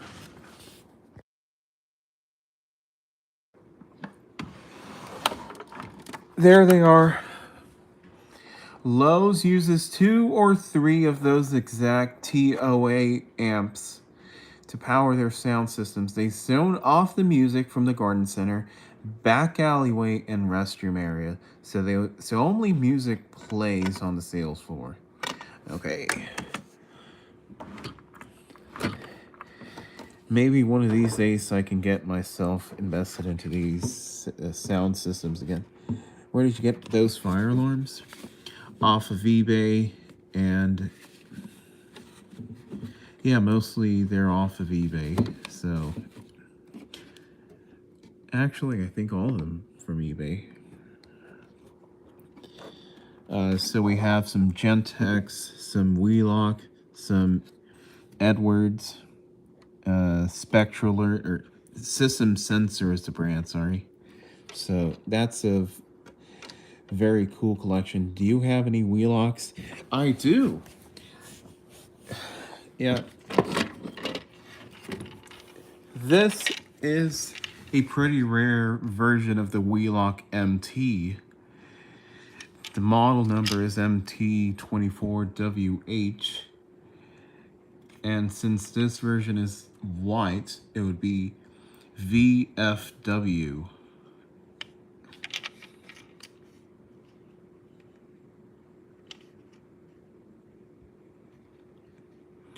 That was the old Wheelock format. Yeah, so this is what it looks like. They also had an RH. This is the WH. There also used to be a RH, which was on YouTube, but I think it got taken down for whatever reason. It has a red strobe instead of a white strobe. This is kind of like the WS version. Or sorry, I said VFW. This is actually a VNW. N standing for no lettering. F means fire. Agent would be a CO2, I'm not too sure. It has the old logo, pre-Eaton acquisition days. Yep, Eaton acquired Cooper Wheelock, as it was known. Or, wait, no. Wheelock had been independent for the longest time and then changed its name to Cooper Wheelock at some point. And then, yeah. A Kroger in Houston has some old Wheelock horn speakers outside their front door. Oh, really? Yeah.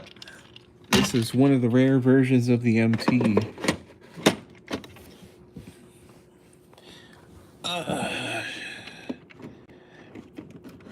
What else do we have? Ooh. The Wheelock horns and the Bogan horns came from Shinsung Communications out of South Korea. Funny you mention South Korea because my professor, Calvin Hill, physics professor, apparently he lived in South Korea for a year for the army. And he also stopped by Japan. Alright, this is a extremely rare version of the Wheelock MT. This is Wheelock MT24IS. CFW is the model number for this particular version. It's the ceiling mounted fire alarm. This is one of the square ceiling mount fire alarms. It might be one of the rarest fire alarms. No, I take that back. This is one of the rarest fire alarms you're gonna see. That looks like the ones we had in high school, but they were mounted on the walls, not the ceiling. Yes, those are the most common of the variety. And many fire alarm companies have this design for the longest time until, you know, they concluded that vertical strobes would not be the best. It would be better to go horizontal.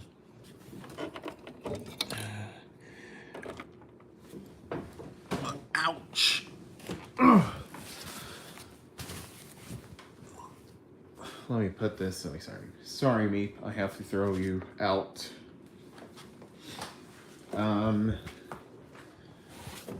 Yeah. Let's see. I have more fire alarms here. My high school had the Quam ceiling speakers rebranded for Roland. On my room system, the speaker to the far right next to the Atlas horn is one of those. What is that? So, hey, Victoria West, I was at a band contest for my band in middle school, and Victoria West was doing their classes, and then, you know, they decided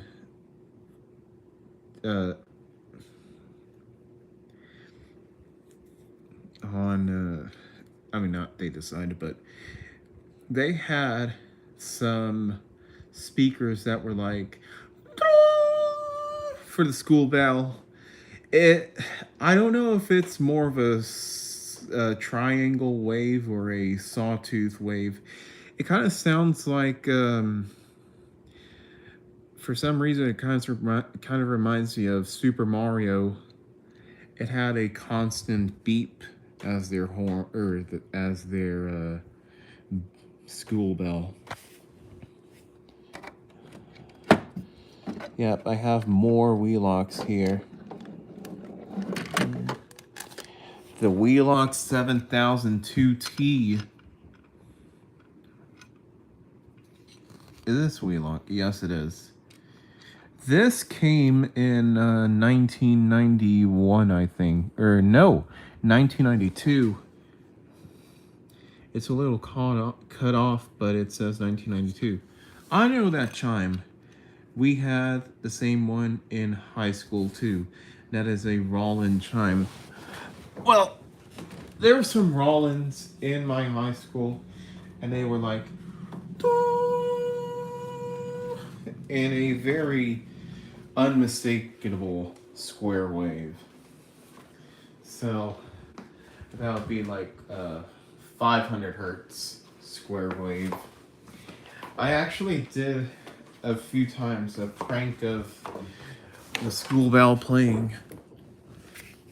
So yeah,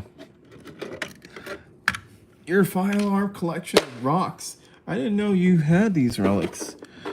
Well, you know, every once in a while I'll get to them.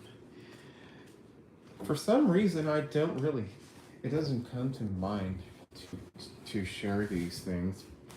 But I'd like to share more of this, and I'll do so. Now, if you'll excuse me for a moment, my dad is here.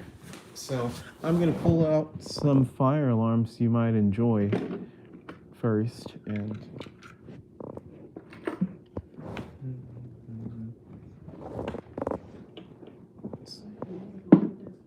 yep. So enjoy enjoy these fire alarms while my dad's here. No. Be right back.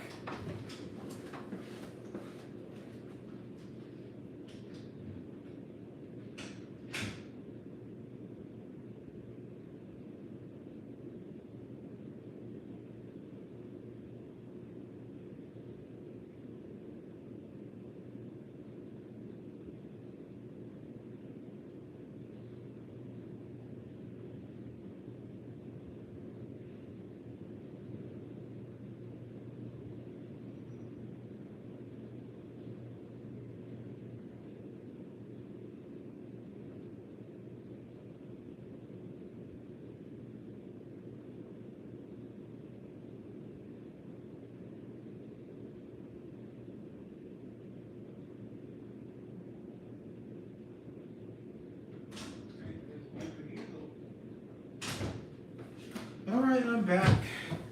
Let's look at some more fire alarms. Let's put this aside. All right. I still have some of the instruction manuals for a few of them. Oh. So, we're going to select this one out. Oh, before I show y'all this other wheel lock, which is a very special one as well, check this out. It's a rebranded wheel lock 7002T, rebranded for Honeywell. And the model number is SC807A1029. And here's the other wheel lock fire alarm. Yeah, that's that. And that's wheel lock CH-BF1-WS-24. It even comes with the back box to it.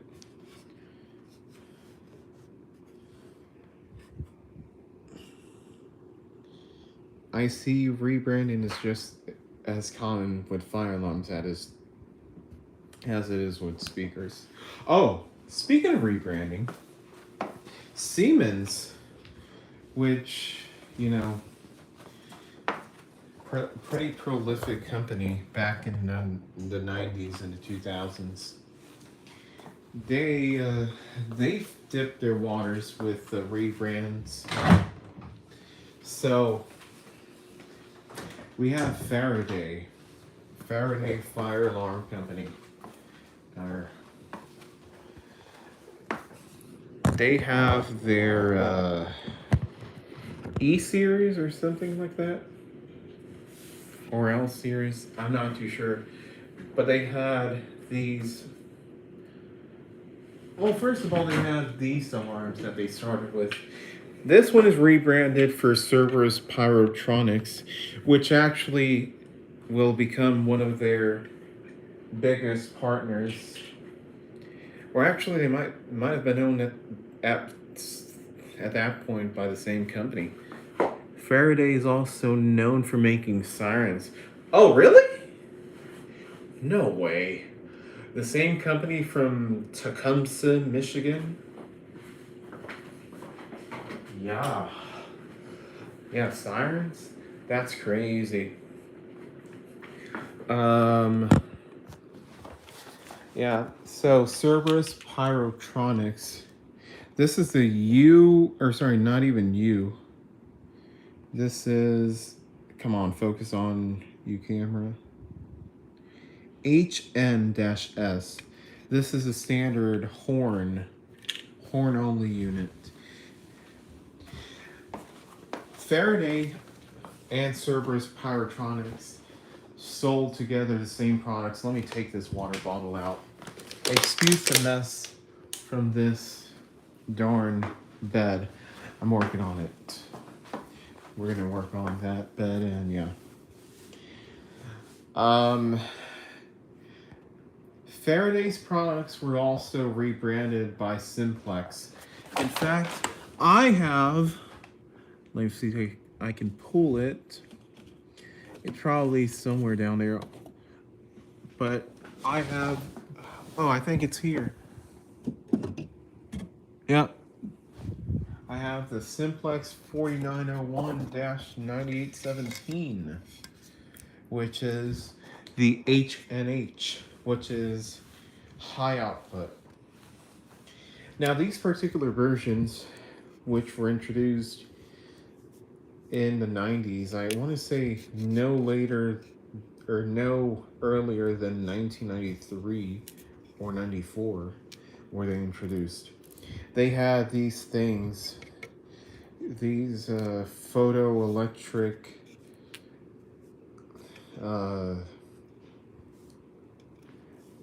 I'm not sure how to describe it, but basically that's what drove the electromagnet to vibrate with the DC current, of course. Wheelock and Faraday are the kings of rebranding in the fire alarm world, just like how Quam, Atlas, and Lowell are with speakers. Yeah. Oh, speaking of Wheelock and Faraday, well, somewhere along in the 1995 or so, they introduced this new series. I'm just gonna call it the U series because it has U, HN, U, MMT, U whatever. So they had that. Oh, also Cerberus Pyrotronics,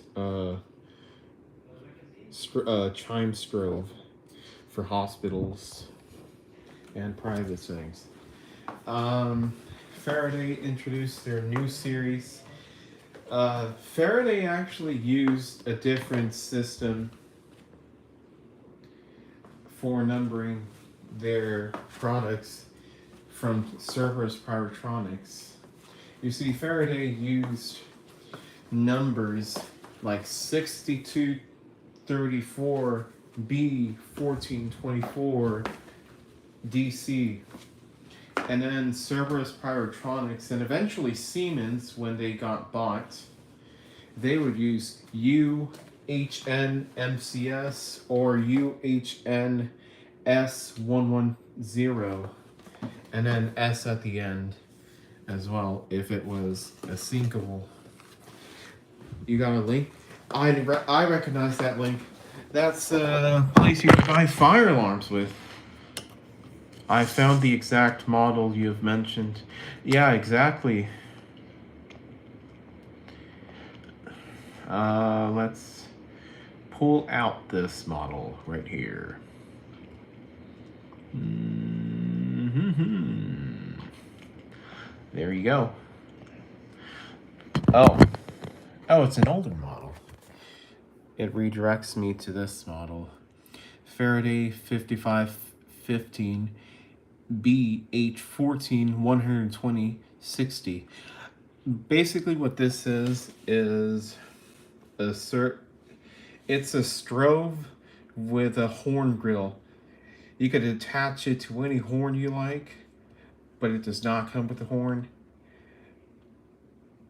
That way you can attach it to whichever horn. You can attach it to a Wheelock if you like, a Federal Signal, a what else? Edwards, I guess. Well, I don't know if Edwards would fit actually, but speaking of Edwards, we're gonna show that in just a moment. Yeah,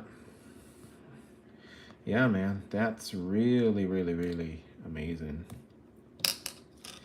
Oh, and it's also powered by 120 volts AC. So it would take your standard power cord, basically, to power on this device.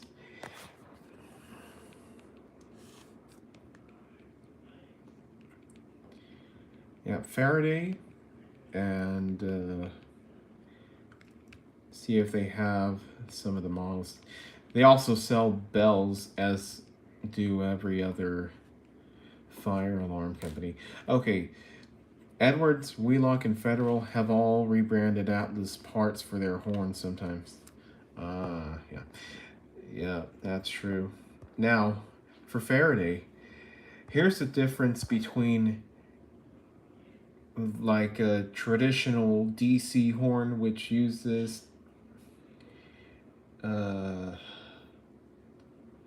a transistor or something like that, or resistor. I'm not too sure what it was that they used to make the device vibrate back and forth.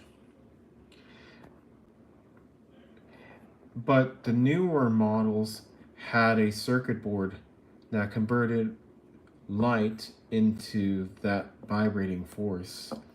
I think that's what I understood from this. So, with this one, you can see how it has the black the black metal plate.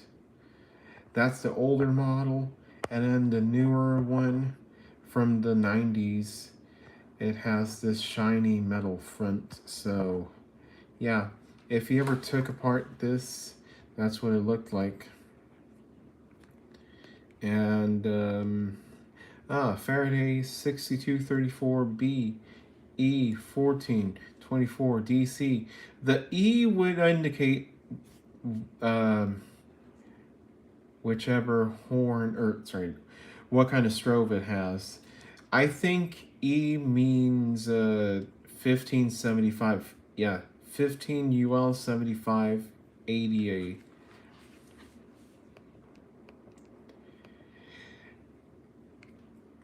I think the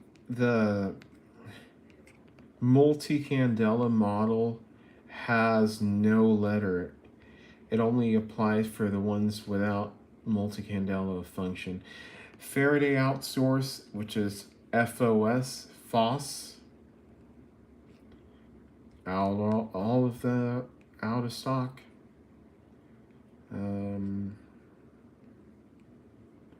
Wheelock. Oh, speaking of Wheelock, Faraday and Service Pyrotronics were bought by Siemens, so their products were now branded as Siemens. The U series, as I call it.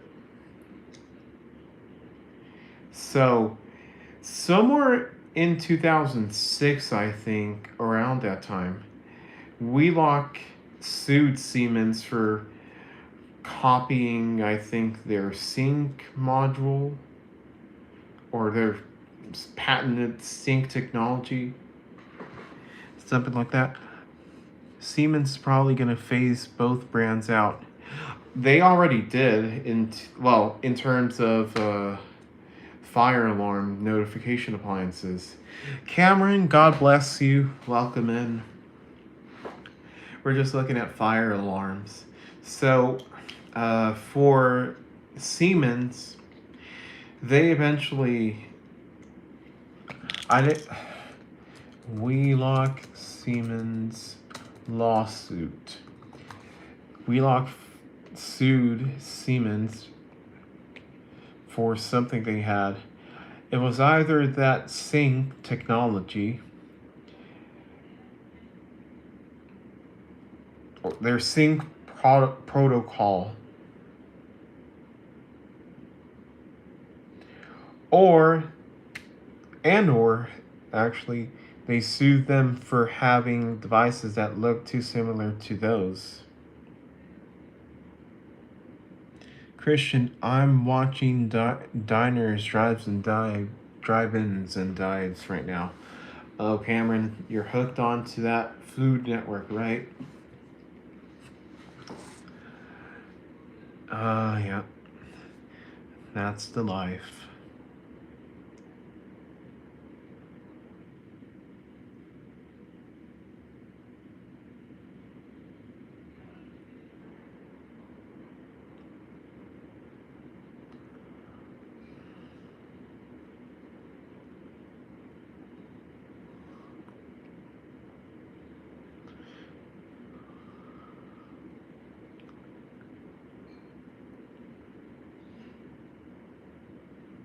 I had zero idea you were a fire alarm enthusiast. I learned something about you today. Yeah, for some reason I don't share that often just because it hasn't come into mind. But yes, I was a big fire alarm enthusiast back in middle school, and I still love to go back to my fire alarms every so often. Now, well, in high school, my thing was washing machines, like GE, like Whirlpool, uh, Maytag, Speed Queen, Electrolux.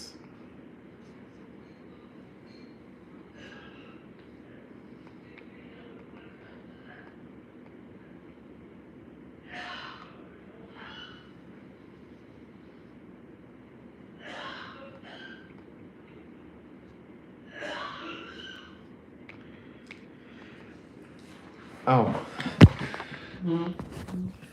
I have my own special interest too. Speakers, electronics, and retailers like Wally B26. Awesome. There's a few fire alarm channels. Probably the granddaddy of them all is New Age Server Alarm. Unfortunately, I think he's retired from that channel, but he used to be among the greatest names in fire alarm enthusiastry. Okay, this is an Edwards 895 horn. I think it's an 895. Let's see if I could get this here. Oh, look at that. My voice is funky. Let's see. 895 dash. Or 894, actually. Because 895 is the horn with the strobe. So it's an 894 dash 206.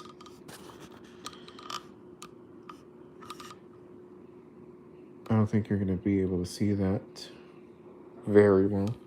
The videos of my systems I shared with you was my speaker channel. Yeah. One of these days I'm going to get all of these fire alarms hooked up and we're going to have a blast. Of course, I do have to watch out that we don't get neighbors because they could easily file a complaint against us if we're too loud. Another fire alarm, Simplex True Alert ES. Unfortunately, I don't have a fire alarm panel. This one in particular requires a special panel of simplexes to operate. I can't wait to see your fire alarm system. One of these days, when I get my home, when I'm able to live freely, independent of everything, I'll be building upon that system. This is a Gentex SHG. Apparently from October 30th, 2000. I think this version sounds like the Gentex Commander 3 and 4. Or also the 2.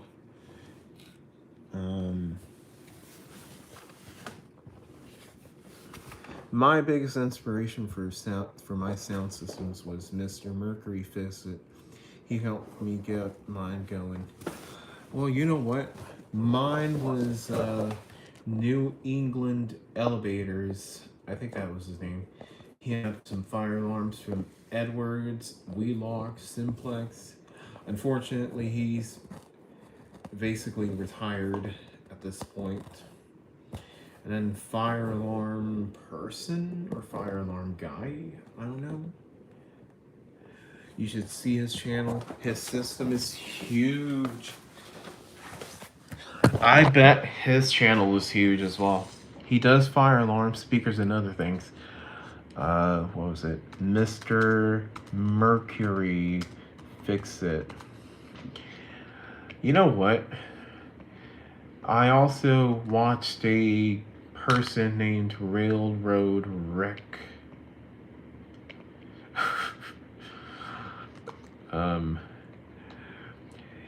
He's a guy that films railroads. Or sorry, Mr. Railroad Rick. He also used to do some fire alarm content. I think he may have restored a fire alarm, an old spurty Faraday signal or horn, fire horn. So yeah, Mr. Mercury Fix It, 2.58K subscribers. Well, congratulations, you just gained another subscriber. Wheelock S8 speaker. I noticed fire alarm speakers, elevators, and rail fanning are all common interests, right? And also washing machines.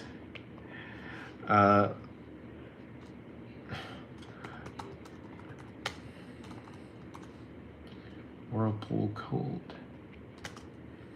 Washing machine.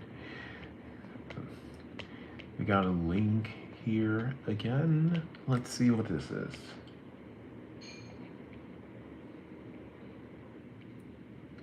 This is my channel. CG Speakerverse.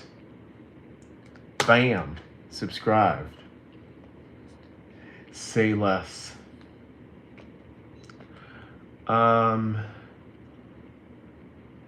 Okay, so this guy that I'm looking at, Railroad Rick, who I'm talking about, he used to have some fire alarm content. Unfortunately, I think he removed it for some reason. But he used to have fire alarms.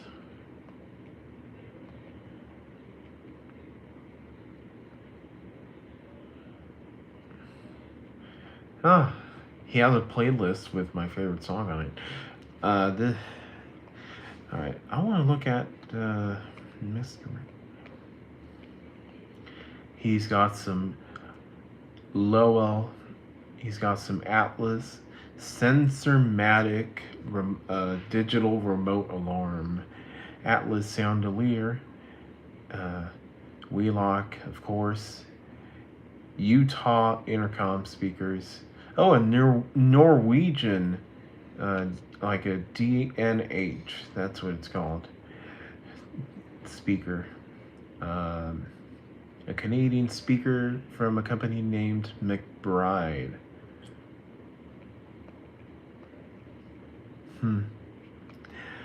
What else? What's your favorite fire alarm strobe? Ooh. That's a tough one, actually.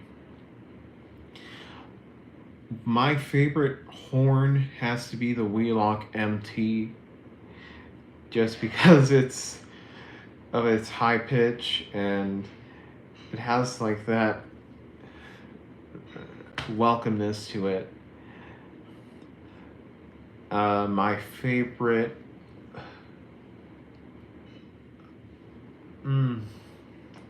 I'd have to think about that.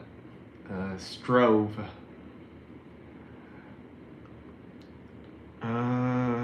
I guess the MT. It could also be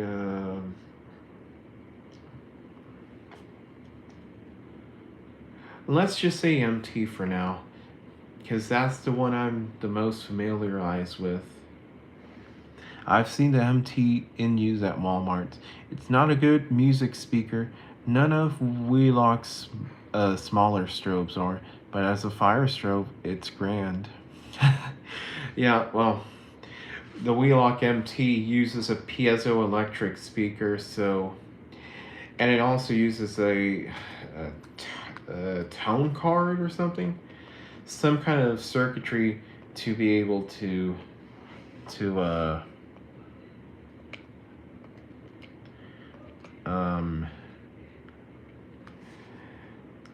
to produce the tones. The 4-inch Wheelock ceiling speaker sounds scratchy with music. Oh, that's so.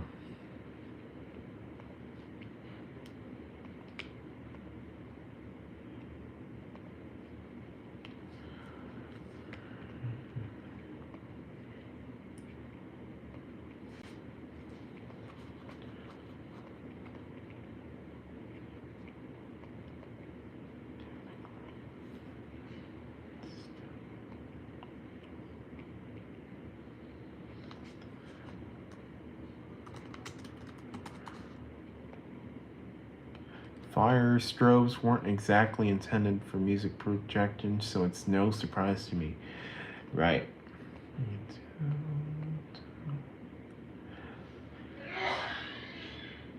Bless you! Oh, this guy named the Sam Nudge. He does fire alarms, washing machines, and other things. He's very versatile. He has a 7002 and 7002T and 7001T, one of the rarest models on the face of this planet. A vertical at that, which is even rarer. Bless you! My dad keeps sneezing. He also has a Gentex Commander 3.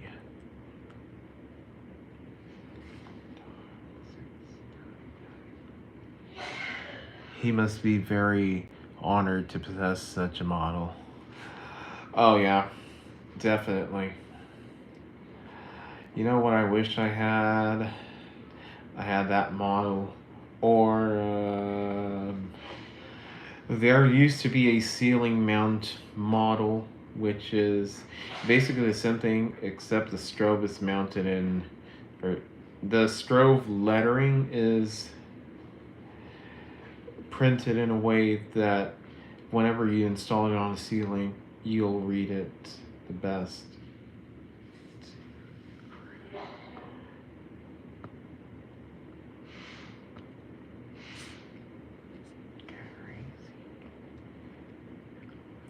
That's one I want to also own. I also want to own an adapter horn, but the DC model.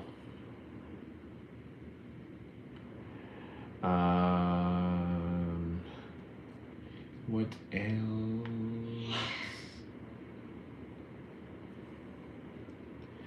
I also want to own one of those police strobes.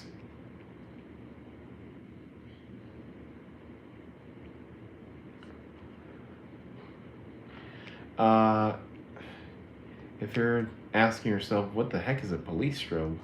It's like a spectral alert advance, but it's blue and it has police lettering. And what else? Blue Point Alert Solutions sells it, and Police Strobe. No, it's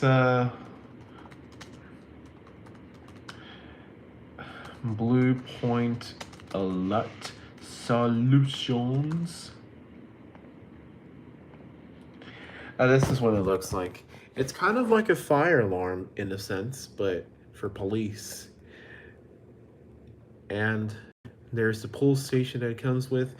The thing is, it's like a fire pull station, except they just plaster a sticker on it, call it a day.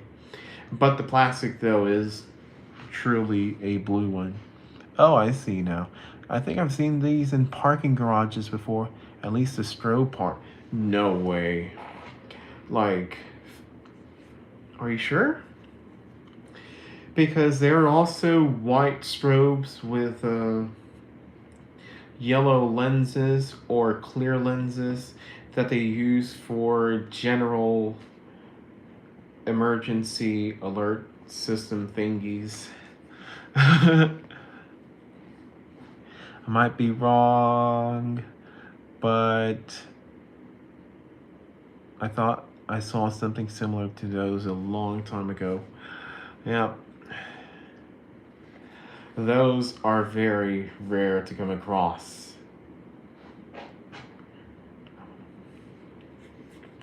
I I kind of wish I could go to my high school and be like, hey, can we get these people here so I can get one of those alarms for free? That in the police station. So they just took a fire alarm switch, painted it blue, and put police on it. Yep. They took the BG-12 pull station and just they used the exact same mold as the fire pull station, except it's blue and stuff. Hold on, somebody is.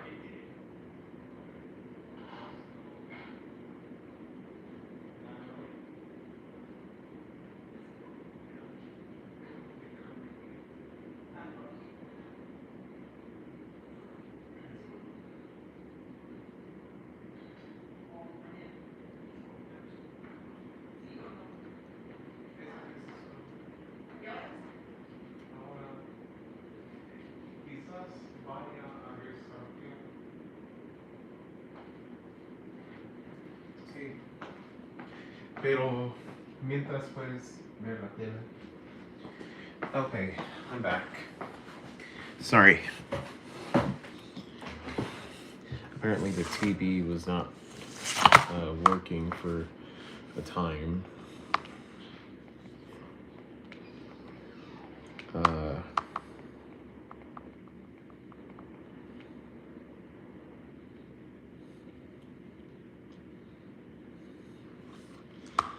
So yeah, these fire alarms are crazy. It sounds like you're like me at my house, the IT department when something goes down. Oh yeah. Oh, there they go again. They're calling me. Let's see.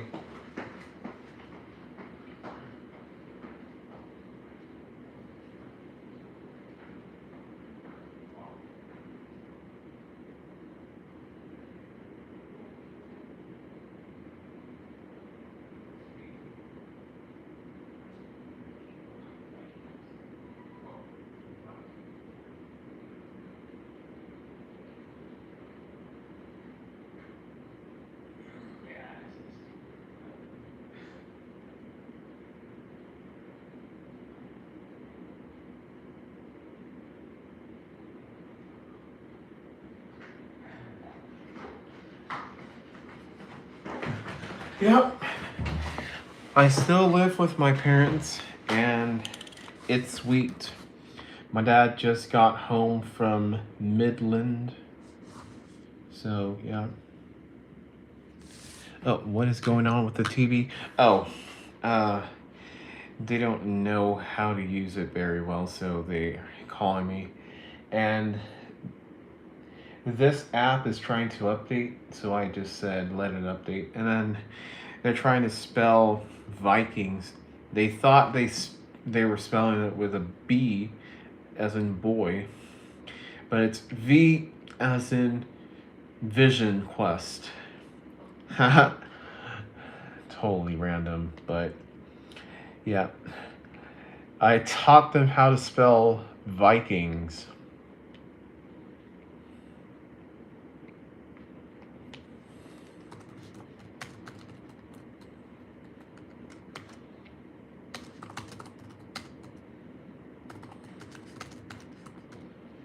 These newer TVs need to have keyboards. Typing with a remote is a pain. Oh, baby. Oh my goodness. If oh my goodness. Not even that. There's like this thing, like a sous vide machine that Cooking with Jack show used to have, where you had to twist it and get it to the right letter, and it was a pain.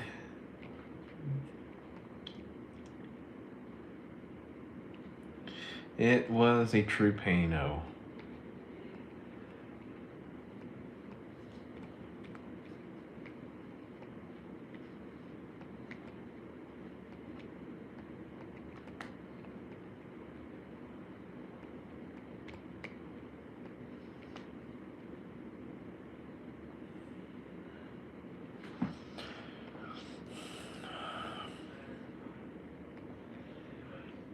But yes, a keyboard would be convenient. Or, the keyboard, or sorry, not, I mean, the voice control, or speaking with your voice. The remotes are a joke too. Only like a few buttons with no real control. Right.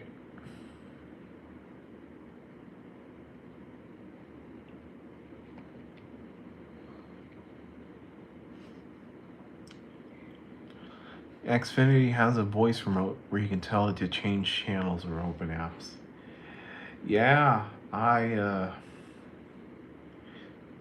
I think this one might have one, but I'm not too sure.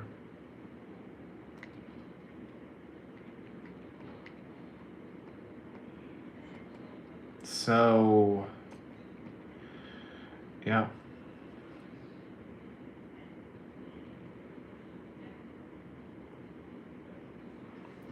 I have Xfinity's X1 service which is what the TVs were using in my videos.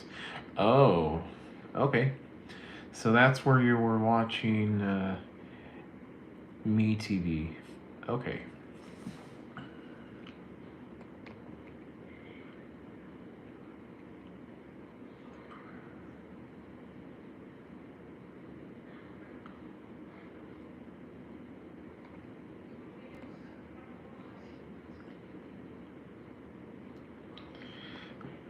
That's right. Okay.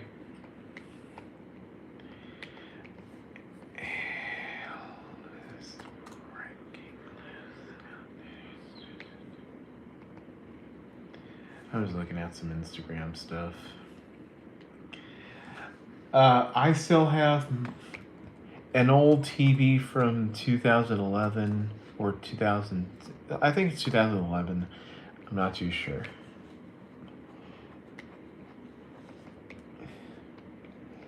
And it's been running. Of course, the remote we don't have it with us right now. In fact, it doesn't work properly anymore. So we haven't used it in like 6 years or so since we left our other house.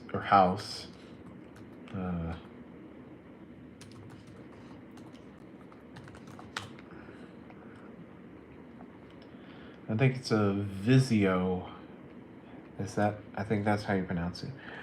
The X1 box has a great audio output, so it pairs well with all those speakers. That's great. Remotes are usually easy to find off eBay as well. Oh, yeah.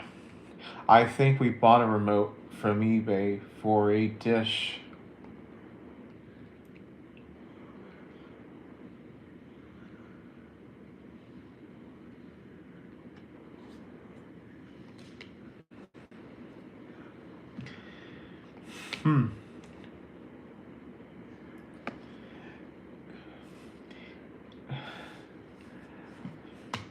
Are wireless keyboards a thing?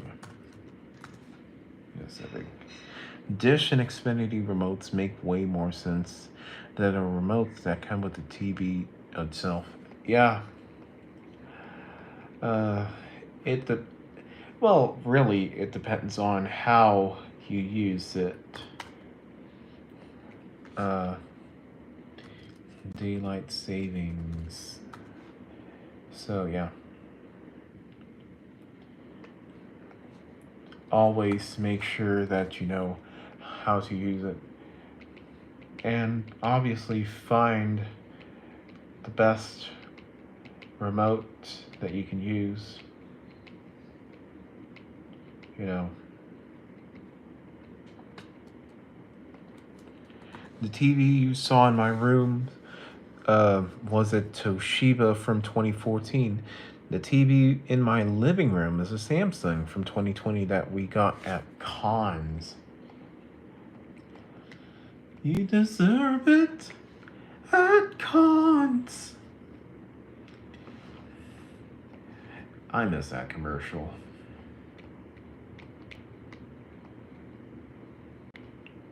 Oh, and cons went out of service or out of business as well.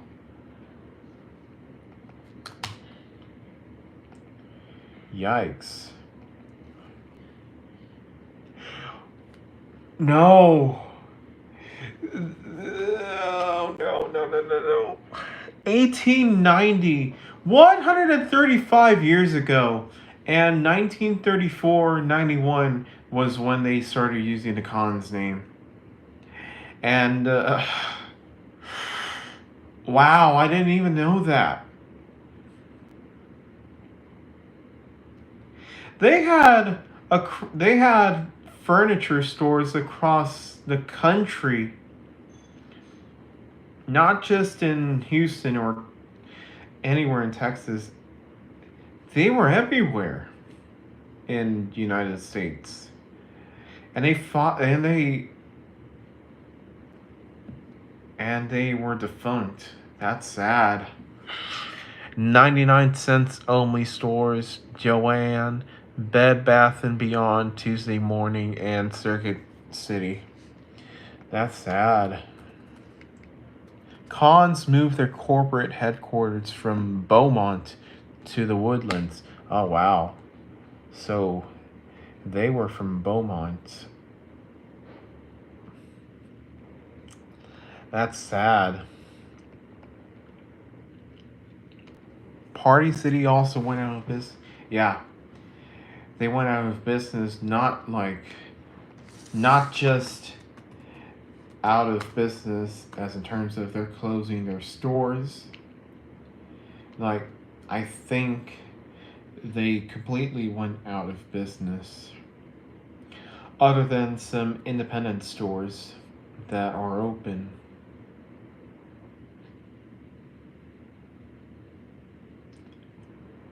So, not necessarily completely, but yes.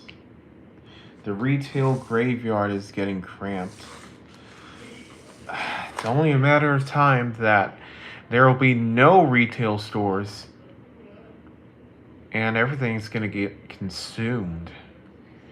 And we're going to have to be buying off of Amazon and eBay. I wonder what is going to happen with the franchise Party City locations. Without support from corporate parents, they will struggle. Well, I assume that they would get local support, local sponsors, all of that stuff. But yes, I see your point. Like, nobody has the time to go out and buy stuff anymore, to go to the mall. And that's the sad truth. And I think we're going to have to evolve. That means they will be on their own. And when it comes to marketing matters and other matters, usually handled by corporate. Yeah. I guess the central nucleus of Party City is defunct. So that means that they are not able to get help from the highest. So, yes, they are going to have to make their own decisions.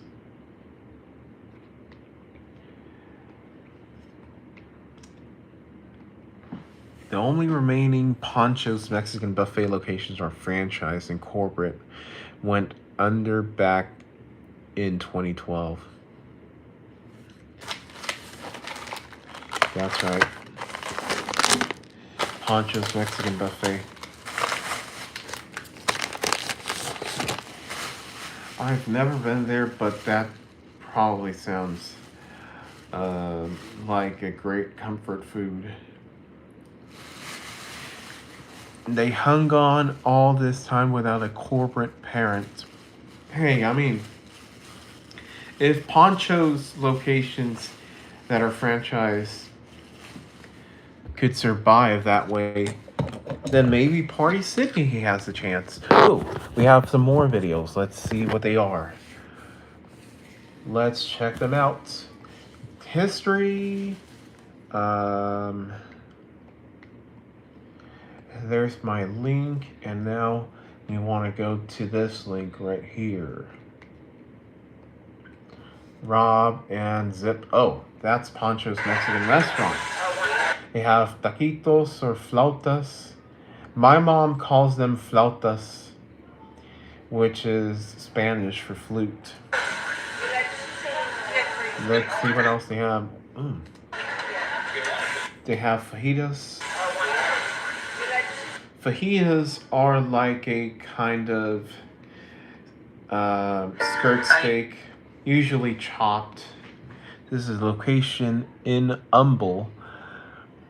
Well, I go there every year for my birthday. Aw, that's awesome. It's a cafeteria-style buffet with a serving line. Not the usual Golden Corral format.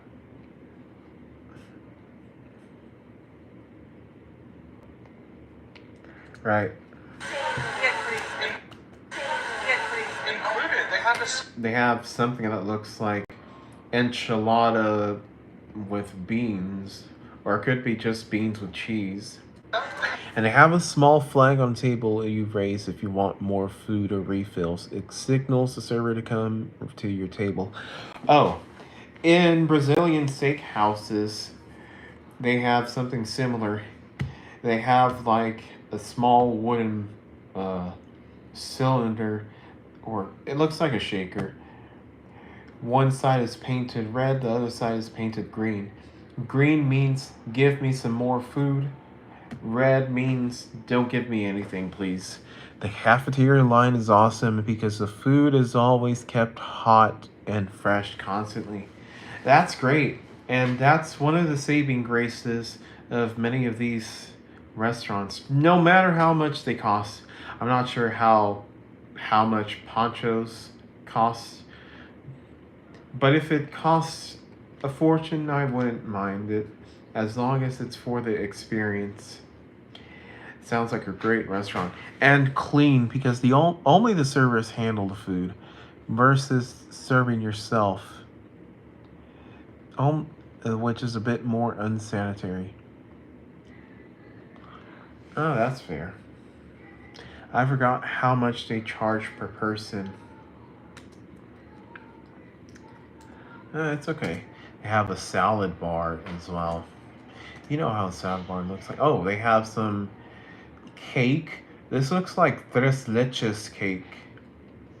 They have some arroz con leche, which is rice with milk and raisins. They have some cookies, and they have some custard. That might be flan. Oh no, here's the flan. Their sopapillas are the best. So it's like tortilla soup. Is that? Or sorry, no, wait. Actually, let me look that up. Oh no, it's something different. It's like how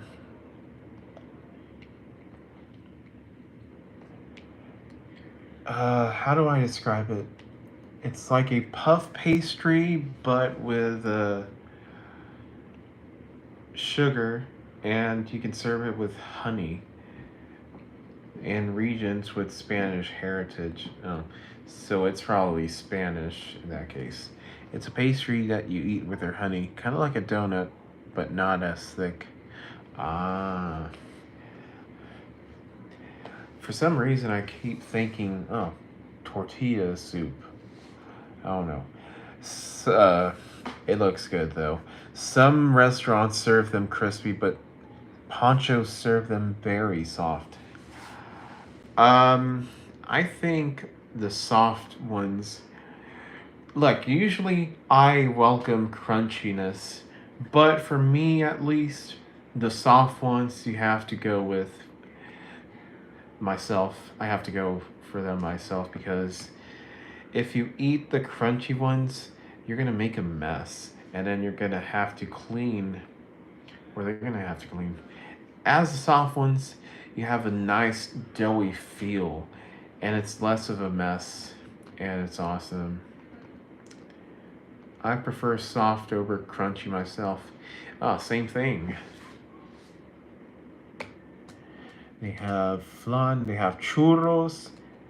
I guess those are this looks like chips, probably sprinkled with sugar considering they're in the dessert section. What is this? Is that chicharrones? Or are those some kind of chips? I'm not too sure what they are. They have some salad, dressing, some soup. Ah, some taquitos with rice, beans, and cheese. And this thing in between that looks like a croquette. This looks awesome. Oh, that you mentioned that you prefer that they serve them, or that the server serve it instead of us. Now, you you you made me think. People from clean or dirty their hands, they serve them, and you never know if they washed their hands or not. So yeah, you make a great point. They have fajitas too, but they are sold separately, not on the buffet. Oh yeah, so you order them, I guess. Julian Edwards, God bless you. Um, we're just talking about food and everything going on in Houston, and we were talking about speakers and fire alarms, and it's just chatting stream, if you will.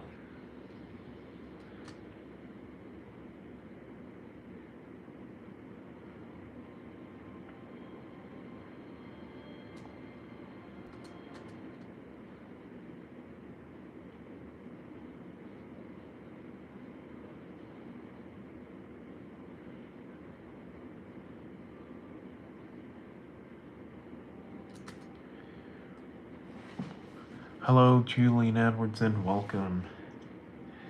Yeah. Yeah, they were a childhood favorite, and I hate to see them all closing. Ah, speaking of sopapillas, there they are. It even says that they're, and there's the flag. Raise the flag. Um.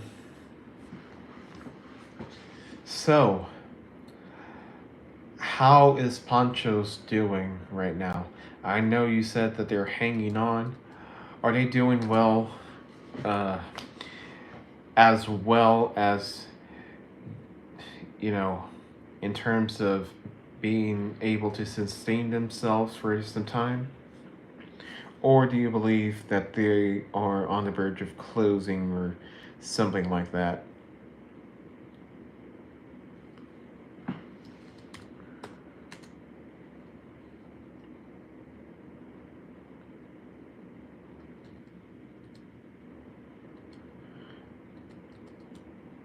Ponchos has that one location in Humble, sorry, and two in the Dallas area.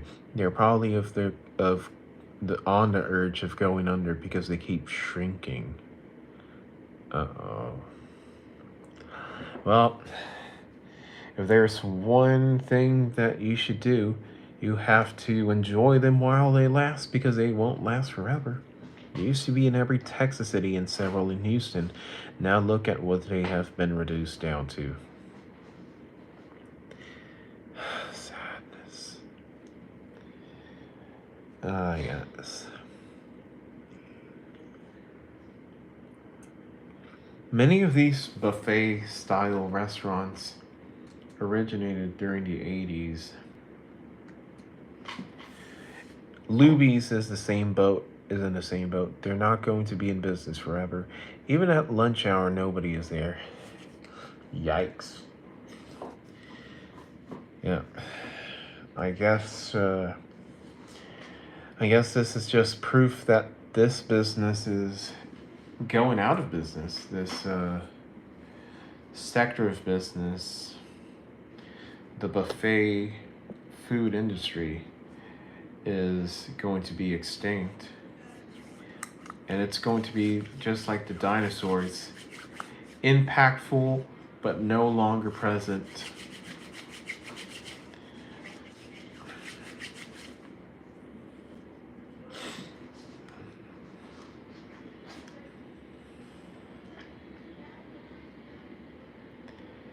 Who knows, maybe in the next 30 years, Golden Corral will go bankrupt and will close down every single location.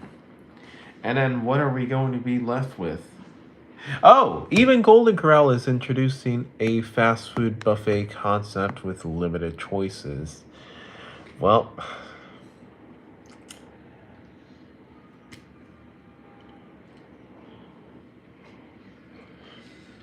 sooner or later, we're going to have every restaurant closed down.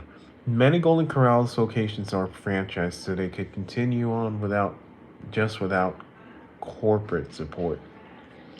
Okay, well, that's one thing. That's one silver lining.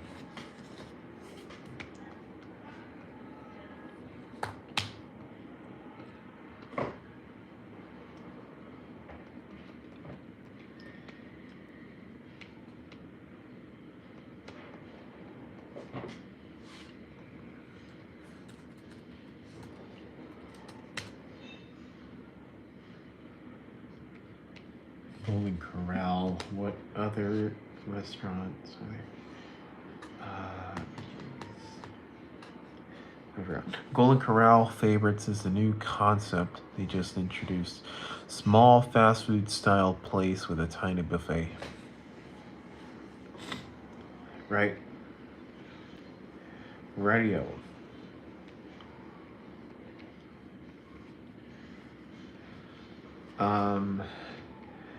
I think I don't know, Pizza Hut.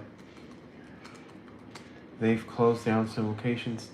I think they had some kind of Pizza Hut booth thing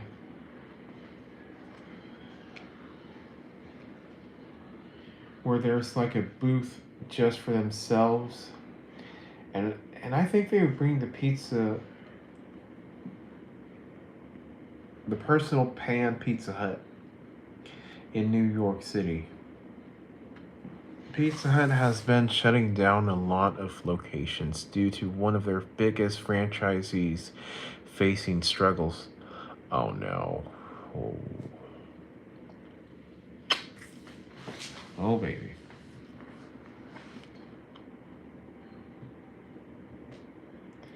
Well, it's sad. Even fast food is going south. Look at Pizza Hut.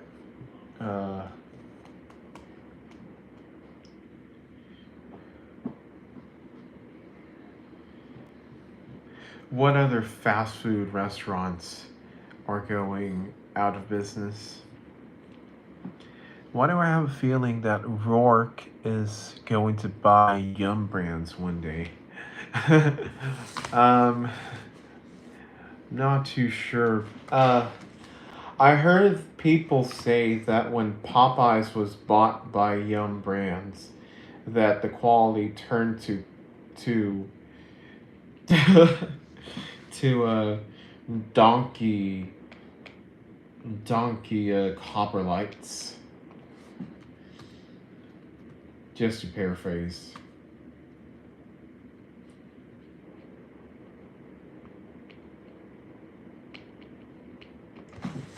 Popeyes isn't owned by Yum Brands, or it's owned by RBI. The parent of Burger King fires. Oh, sorry. Yum Brands owns Taco Bell, KFC, and Pizza Hut. Oh, you see, I got mixed up. Sorry. But yeah, when RBI bought them, the quality just went down south.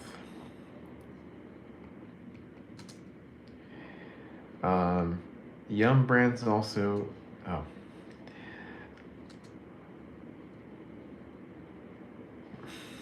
So KFC.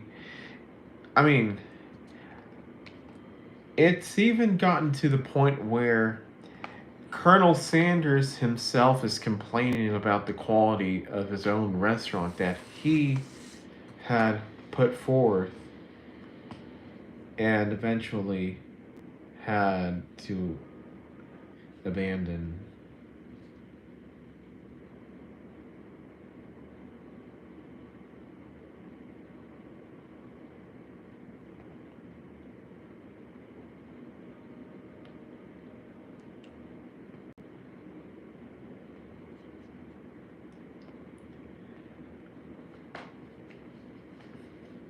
Yum Brands basically threw out all of the Colonel's recipes. Yep. I heard there was one employee back in the day who's like, yes, his recipe was good, but you have to be a rich man to be able to afford it or something like that. What I love about Colonel Sanders is he didn't try to compromise the quality of his food. Even if it was like the most expensive thing, he still tried to make it. Or, well, even if he did try to compromise the food quality, he made sure it wasn't that big of a drop off, and at least, basically, he mixed everything, is what I'm trying to say. Colonel Sanders had my personality, all business, stern, and all about giving customers a 5-star experience. That's right.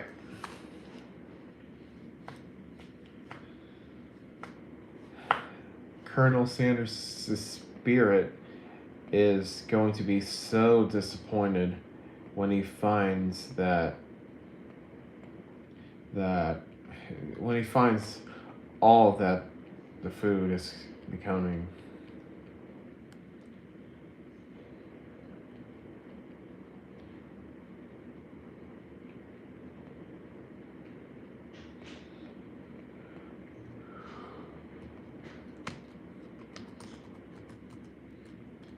When did Colonel Sanders die? 1980.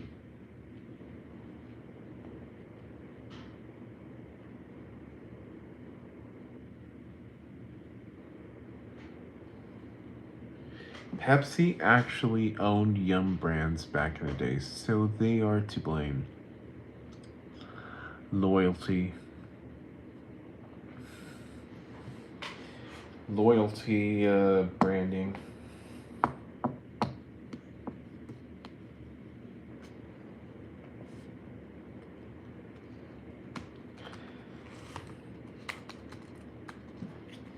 Pepsi spun off Yum in 1997.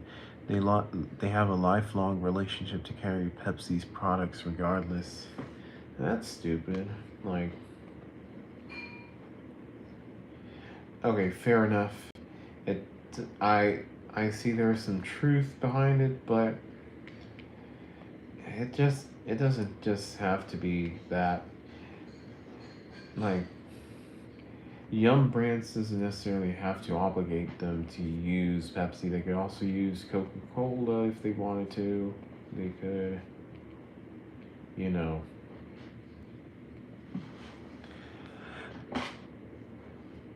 all that. I'm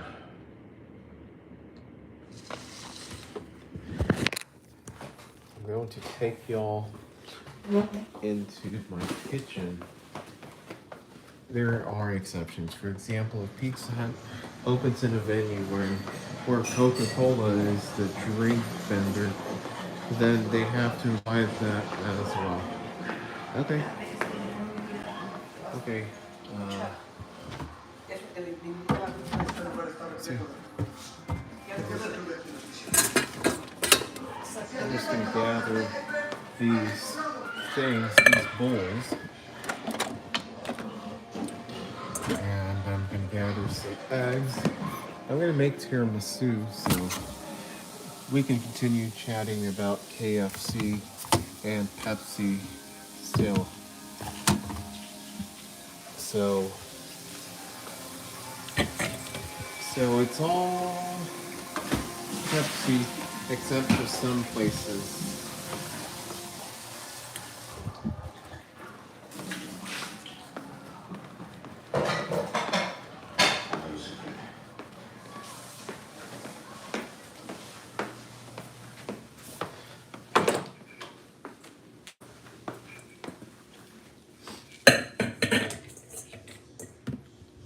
NRG Center in Houston is an example.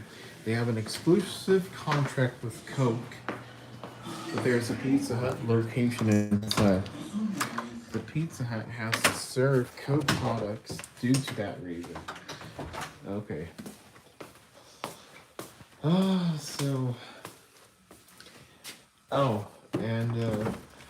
like, do any of these locations serve Dr. Pepper?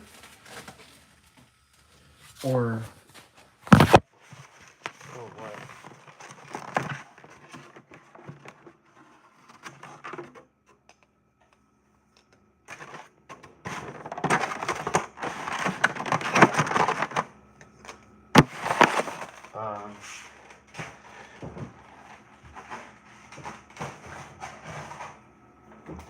I don't know who would. That Pizza Hut has to serve a Coke. Yeah.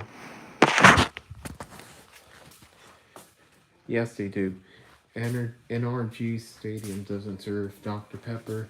They serve Coke's Piv. But restaurants with either products usually have Dr. P. Okay.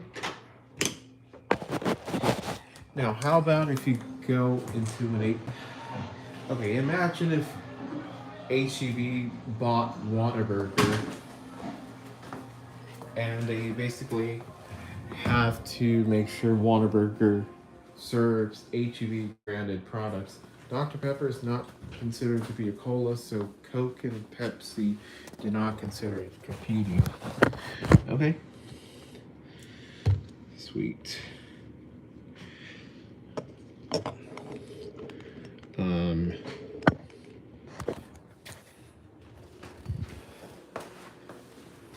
So there's only two colas, Pepsi and Coke.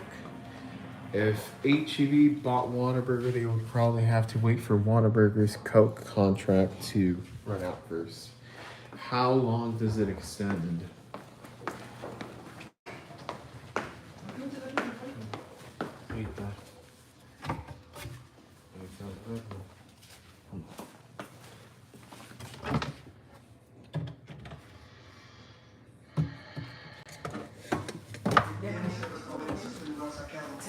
Sí.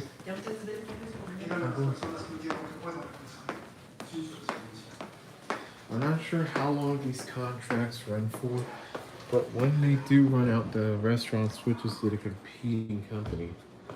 So, if right now Whataburger serves Coke, so probably they served Pepsi at one point.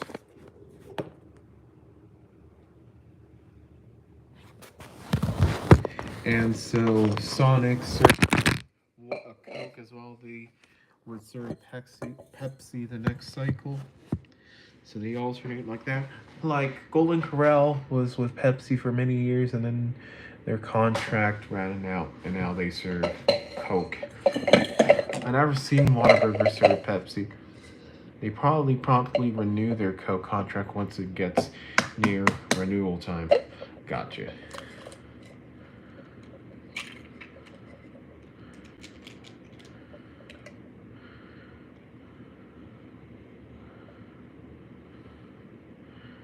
And Costco's food court was once with Coke.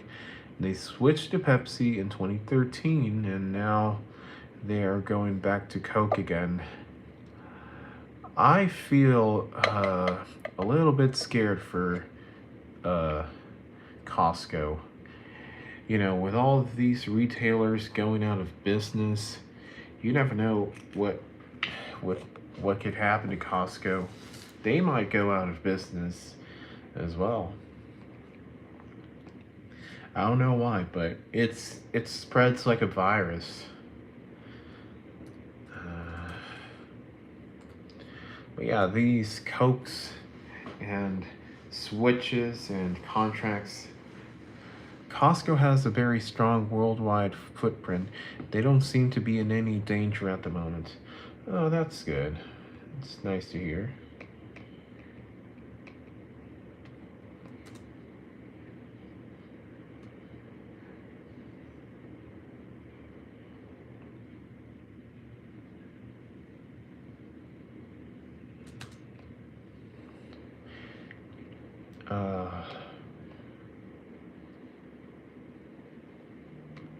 There are rare cases where Dr. Pepper is the soft drink provider instead of Coke or Pepsi.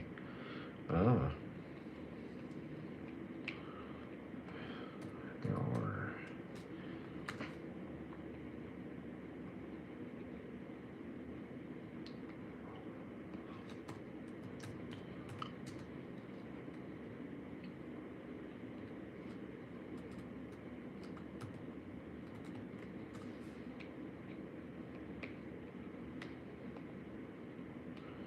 Oh, Royal Crown Cola. That's that's the one of my physics teachers was talking about. Royal Crown Cola. RC. Dr. Pepper's family includes 7 Up, RC Cola. Yeah, there we go. Sunkissed Squirt. Yoo-hoo!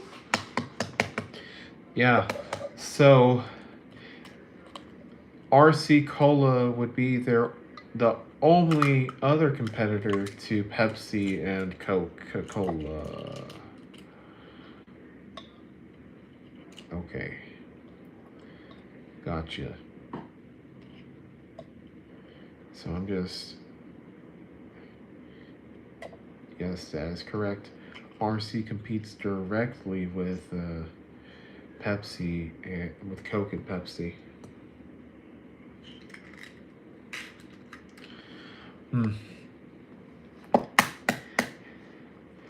Yeah.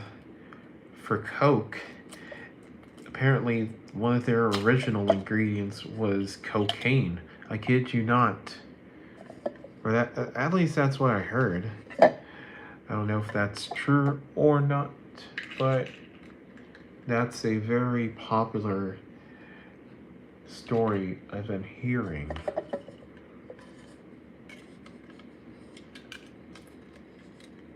Uh-oh. Some eggshells.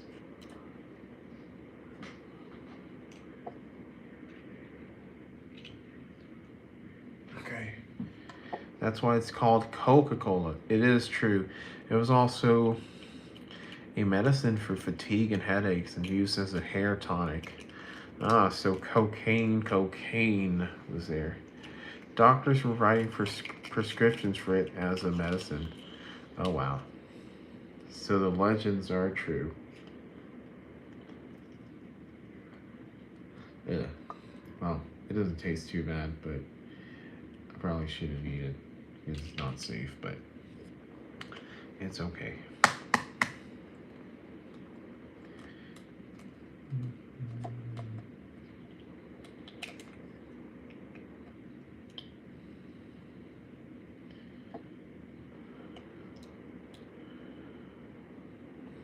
Coke was a flop when it first hit the shelves. They only sold one bottle of it their first year in business. Well, it's just a testament to how patience is important.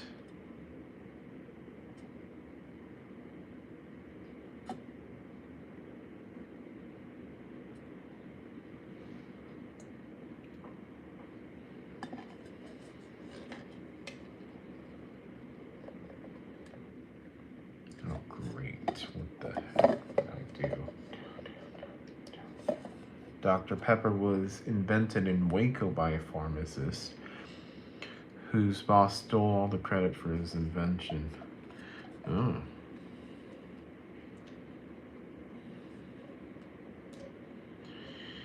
It's not very ethical.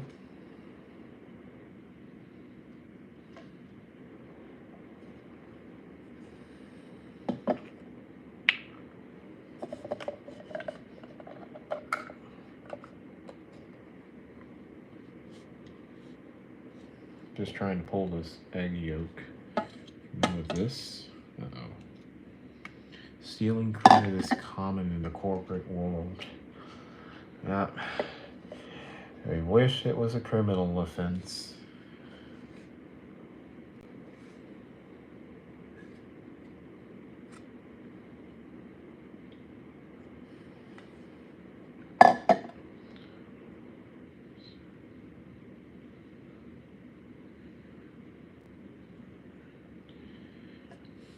Finally get this egg yolk out.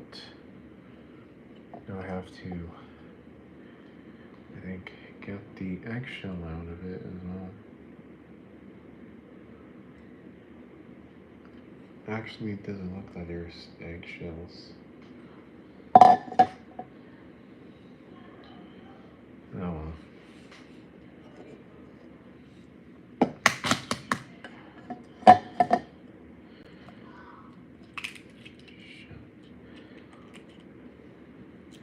Seeing you hold that glass of egg yolk reminds me of when Rocky was training.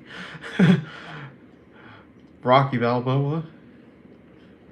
Dun dun dun dun dun dun dun dun dun. You know, I'm not gonna try to sing the rest of that because you know how YouTube's copyright system is, and it could trigger some copyright stuff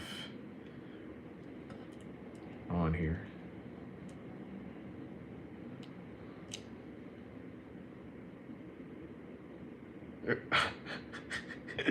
Right, Rocky Balboa drinks raw eggs to build muscle. Does that even build muscle? I never tried it before.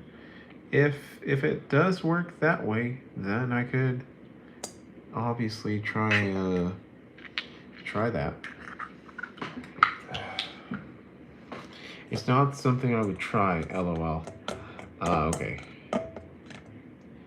Yeah, I don't think anybody would try that either. Alright, well, let me just put some hand sanitizer and wash my hands. And I'll bring some sugar.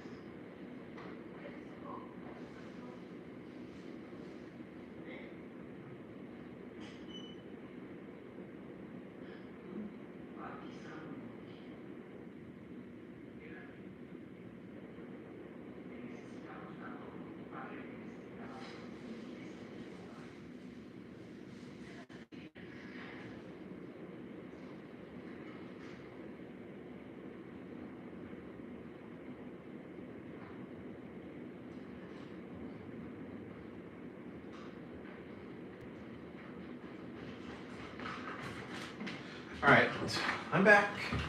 And I brought some honey. Dun, dun, dun, dun. Oh, sugar.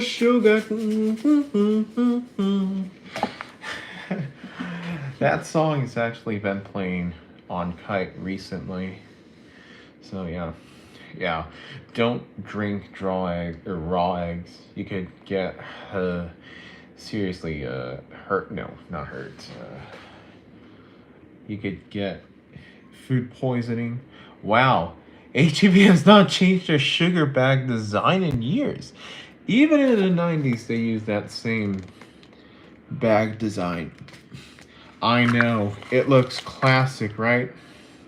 I wish they had kept the old Hill Country Fair design.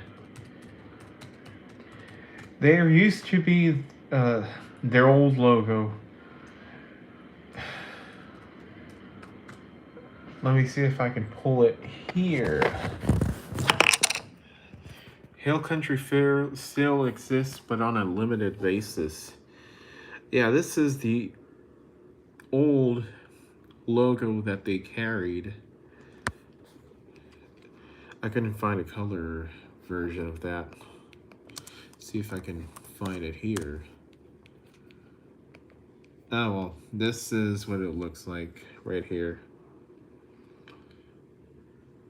Childhood memories from, I don't know how long ago it was, but definitely up until 2010-ish. They actually still use it on one of their products? For real? Well, let's see. Oh, and here's the current Hill Country Fair logo, which in my opinion looks dated. It looks like something out of 2005 or 2006. And the other one, while it does look like an older design, it ages well.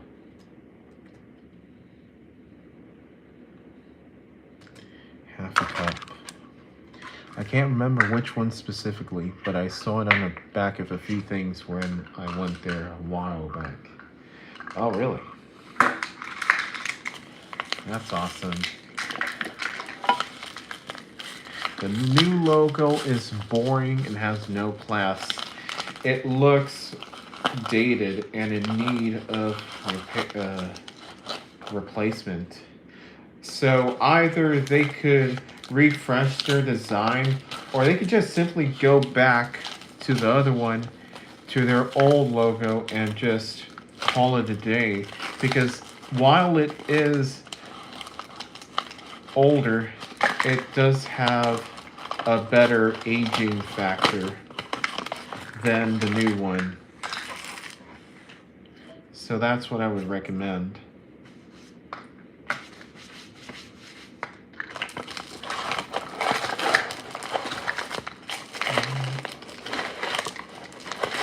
I like the fonts on the old logo. The new logo uses a plain font. Yeah, that's why I say it looks dated. The font on it looks so out of date. And the new one, the new font looks out of date. The old one looks, yes, old, but classy and literally ages well. And that's what I echo in terms of that logo. It's all in the font and in the design.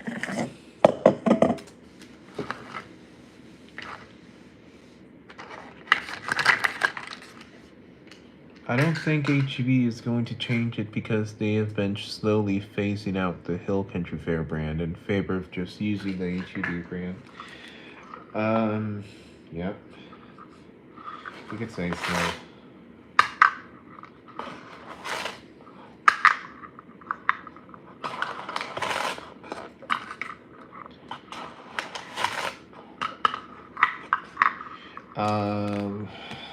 What else was I going to say?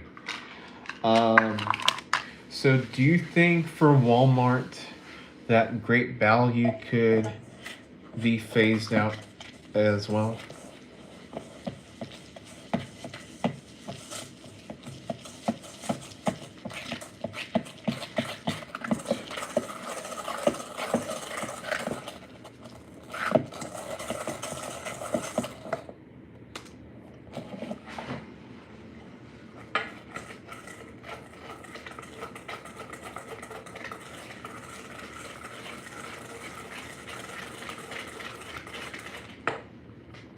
great value could be phased out, but they still use it extensively. Honestly, I prefer they change the name of it to Spark to reflect the. Yeah, good point. Kind of like Peacock for NBC, or I don't know. In Argentina, they use Star for some Disney services. I'm not sure if they're owned by Disney, but it is what it is.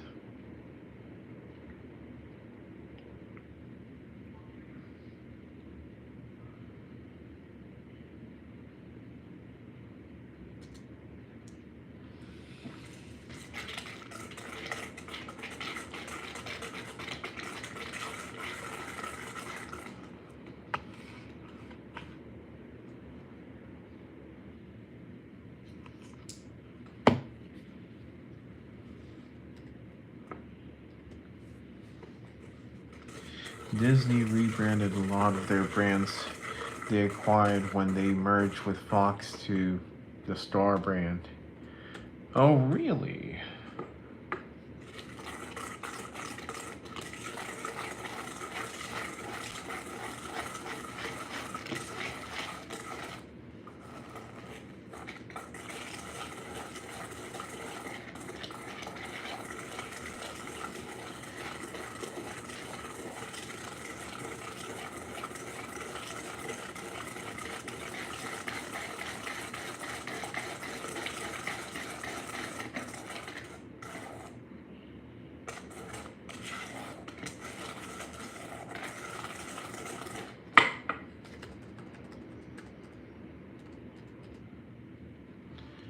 Store brands are severely underrated.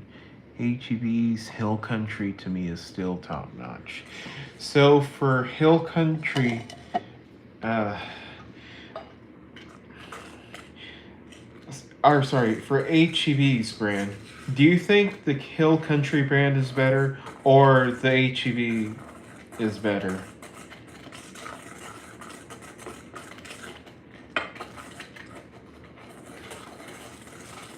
Or do you think they're the same?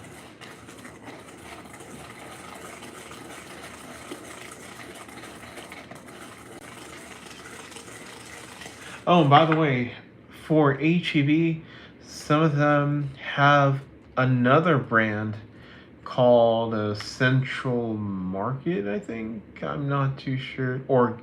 Yeah, Central Market, mainly for organic products. And that's really cool.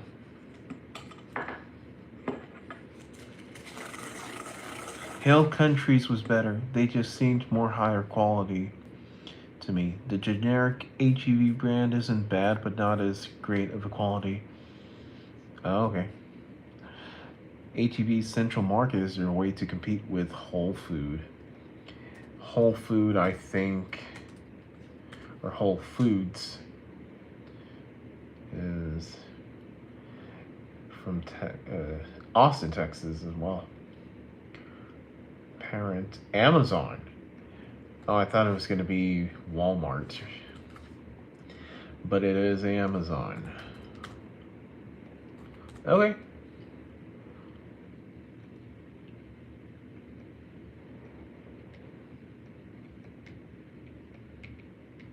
You learn something every day.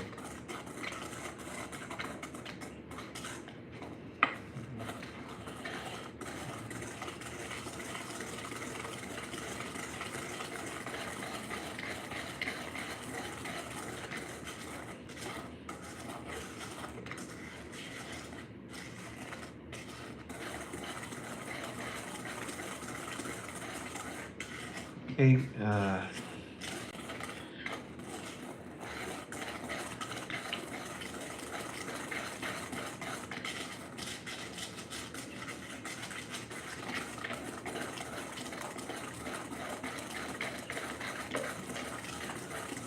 in Houston, there's too many Walmarts. There's like a Walmart every 4 or 5 miles apart from each other. I mean, I won't criticize them because we did have to buy some clothes.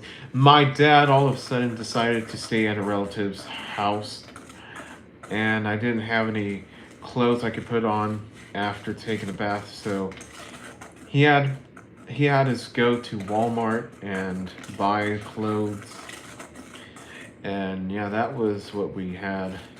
So I thank Walmart for that. But yes, I'm surprised that there's not enough HEVs as there is too much Walmart. Walmart in general is not bad, but it just depends on what area of town they are in.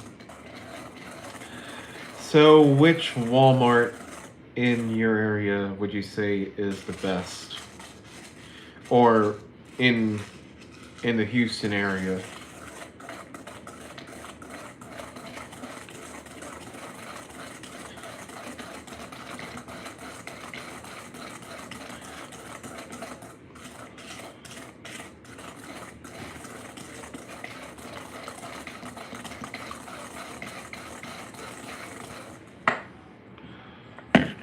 Creamy sweet. Alright, I'm gonna mix this tiramisu. It's hard to say. They all have faults in terms of customer service, but I would probably have to say the one in the ones in Katy. Oh, you love the ones in Katy? Okay. Uh,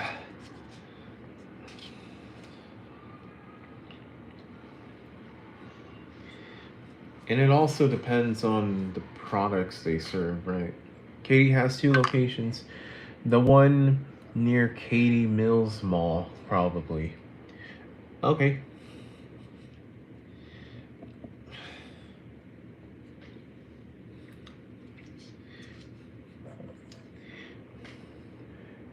For me, it's also the products that they have. Like here in Port Lavaca, we have less products than HEV in Victoria, and let alone HEV Plus. They have even more products there. So, yeah, another thing. You're right about products. Some locations carry products the others won't. Yeah, well, for a short time we used to have Wagyu steak, American Wagyu. Uh, Now we don't. The one near me is horrid because they have to set it where you want to check out. You have to get in one line where the employees direct you to a cash register. It's a nightmare. Oh, here in Port Lavaca, there was a short time recently where every one of the self checkout lanes was closed, and so you had to go all the way to the other side to get there. And it was slightly, it wasn't too obnoxious, but it was like, are they ever gonna open those lanes back?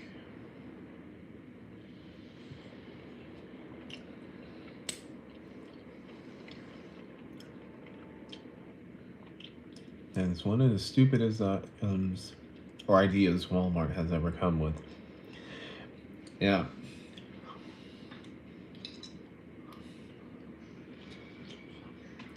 I don't see any value in that either.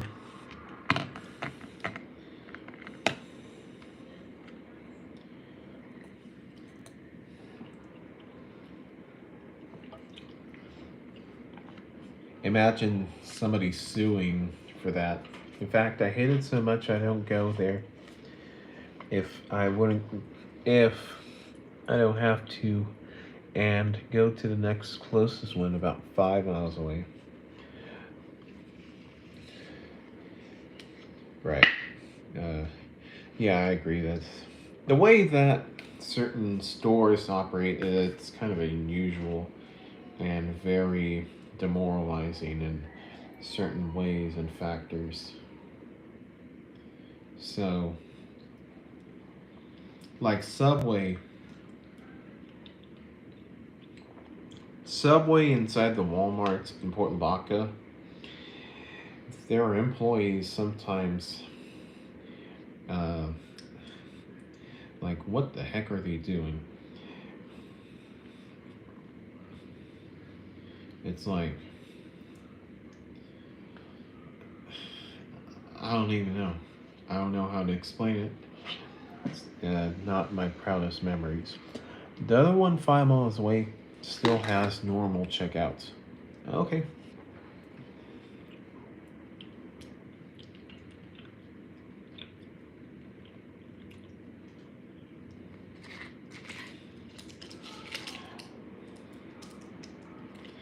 I remember the old Walmart logo.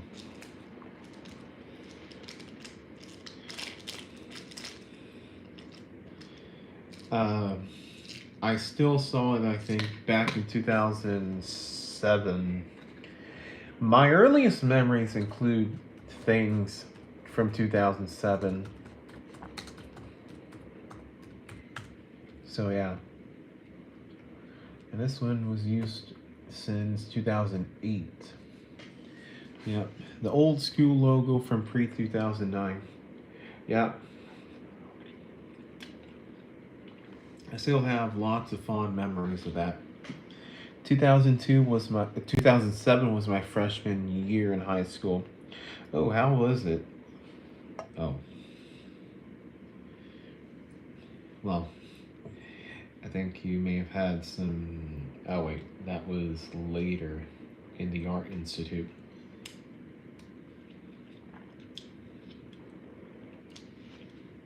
I'm so sorry, but this is so addicting. I remember I hated it. Too many obnoxious people. Oh, really?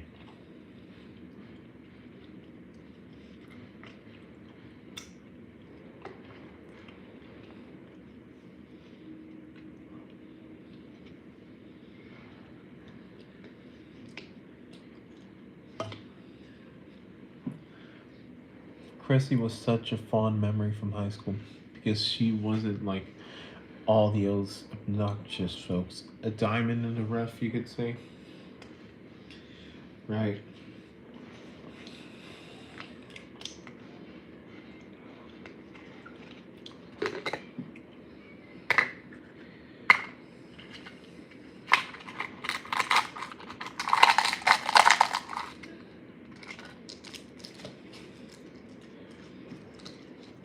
Oh.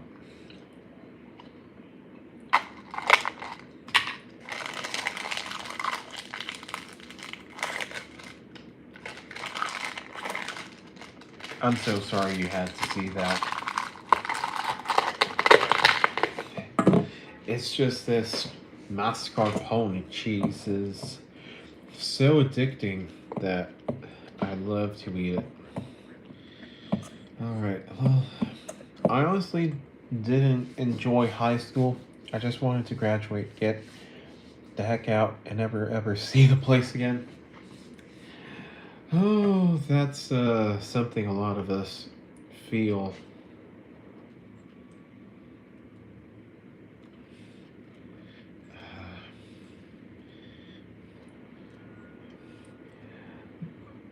Now looking back at some things, though, I do miss high school in many aspects, like free football games, free. I don't know. It was a joy, just to say the least. But I still have dreams about being back in high school sometimes. Usually about getting lost in halls or missing out on a class. Yeah, right after this, I'll be right back. I'm going to tell you about a few dreams.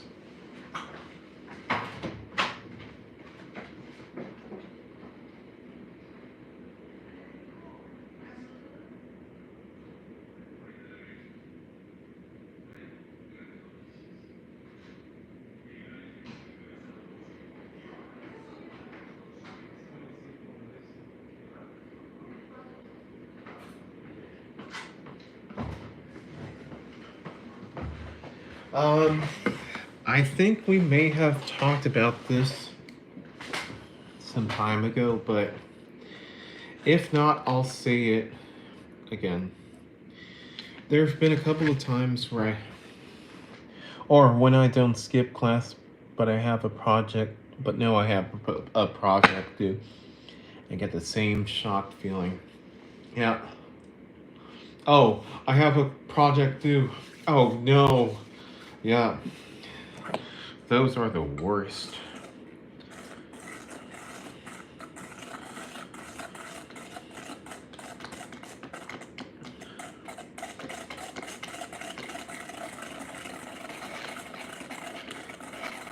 I never skipped class in real life, but in my dreams I did. You know me, I never skipped school. Well, maybe except that one time when I got sick and the doctor told me I shouldn't go to school. But other than that, I never skipped.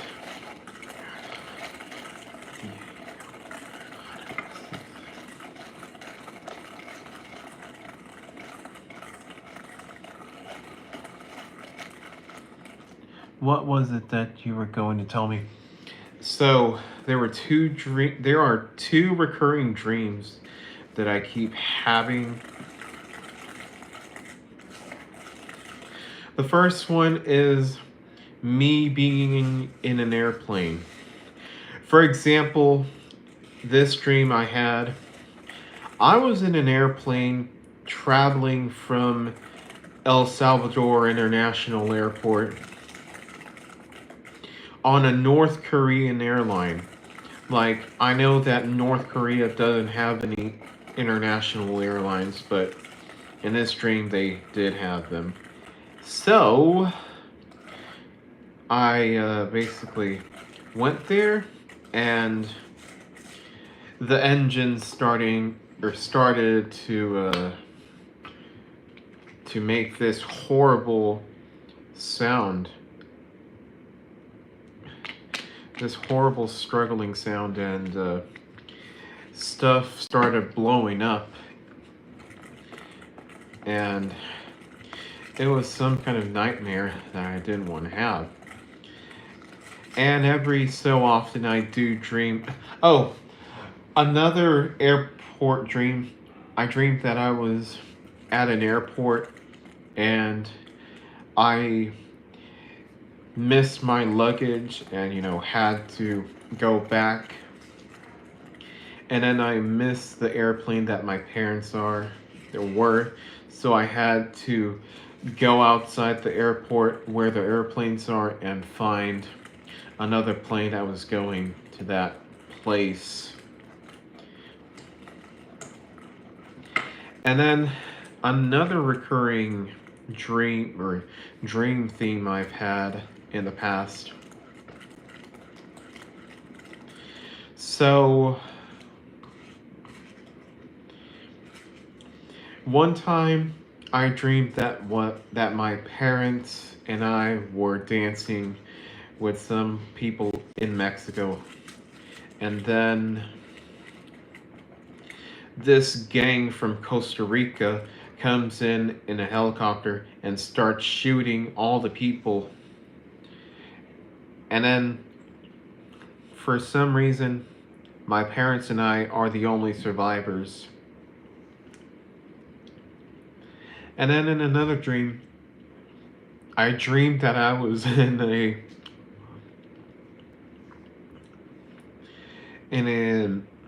stadium, kind of like the Buffalo Bills stadium but smaller. And then there was a shooting happening there.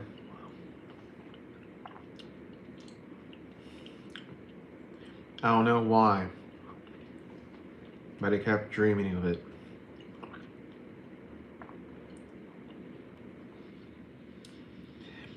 Now, those are horrifying dreams, or terrifying dreams. I always have dreams too when I get stuck in a dangerously scary high place and the only way down is jump. Oh my goodness. I also dreamt that I was in a 3D like a basic CGI generated world. Then this 3D card comes at me and I'm lying on the ground. I can't get up. And the car goes through me without doing any harm, as if I was a ghost. Kind of like during 3D animations, if you will.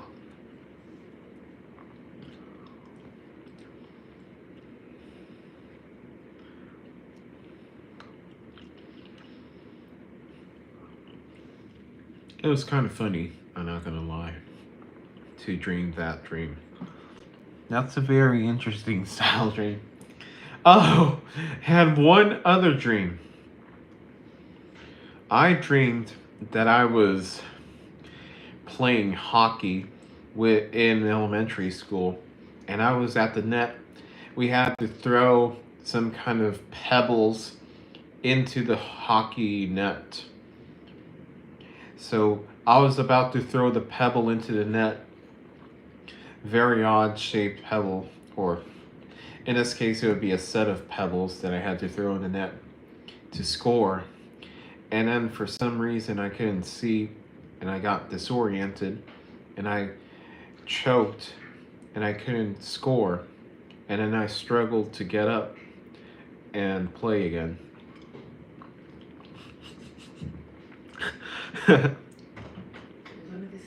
Okay, yeah, boy.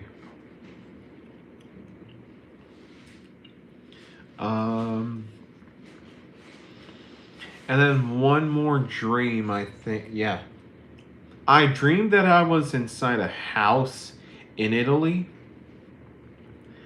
And then I had to go to the bathroom. And then I peed down the stairs. Not even in the toilet, like literally down to the ground floor. And then I peed in the sink. And then finally in the toilet. Huh. These types of dreams where we struggle usually indicate that we are struggling with something somewhere in life. Yeah, it could be. It was also pretty entertaining, the way it was playing out. I mentioned in a previous stream where I often have dreams where I am angry and yelling at someone else. Oh yeah, because they reflect your workplace, right?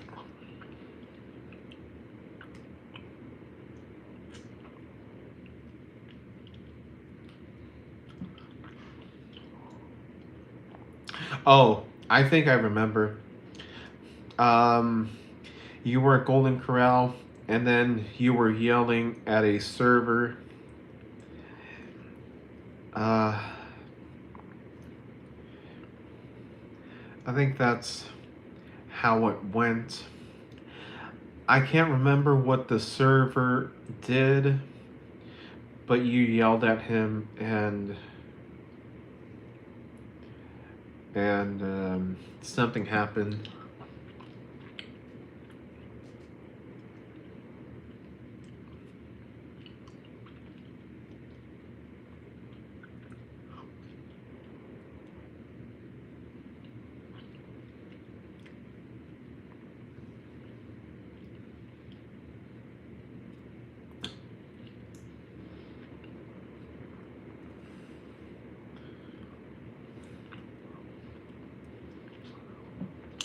The server told me that I was eating too much fried chicken, and he yelled at him, "Go away!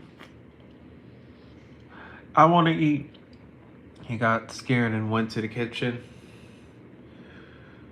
Oh, yeah, that's what happened. You're eating too much fried chicken. STFU! I want to eat by myself. Go away. I had a similar dream where I snapped at a security guard in a mall. Oh, what was the security guard doing?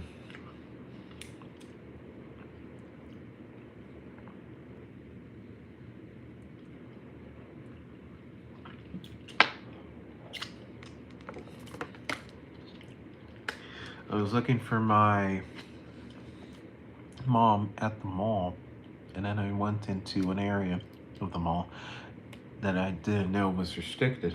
Oh.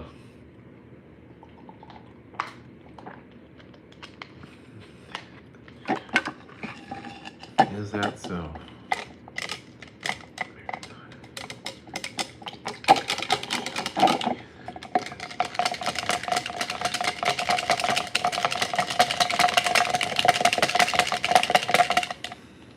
He told me that I was not allowed in here, and I yelled, "Leave me alone, I'm looking for my..." And he just cowered away and backed off. Wow. So in both of these things, you screaming at the people was the only way that they could let you be.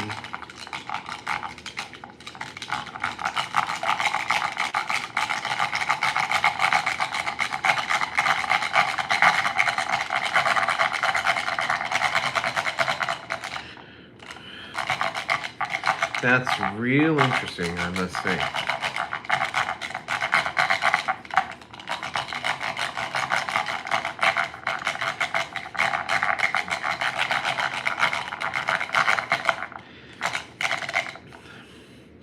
I also had a dream where I was in Argentina, walking around some old Times Square. I also had a dream where we were shopping at cons and I started chewing out the sales guy, saying he was trying to rip us off. Oh, I think I remember that one. I chewed him out really loudly. In a dream, we were buying a TV and I just went off on him. He got scared, hid behind his desk, and asked us to leave. Aww.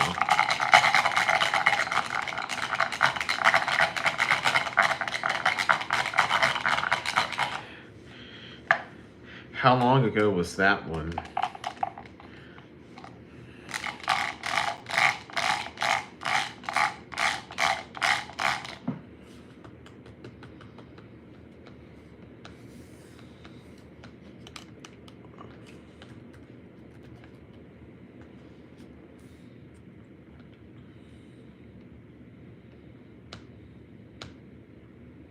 That one was probably about 8 years ago.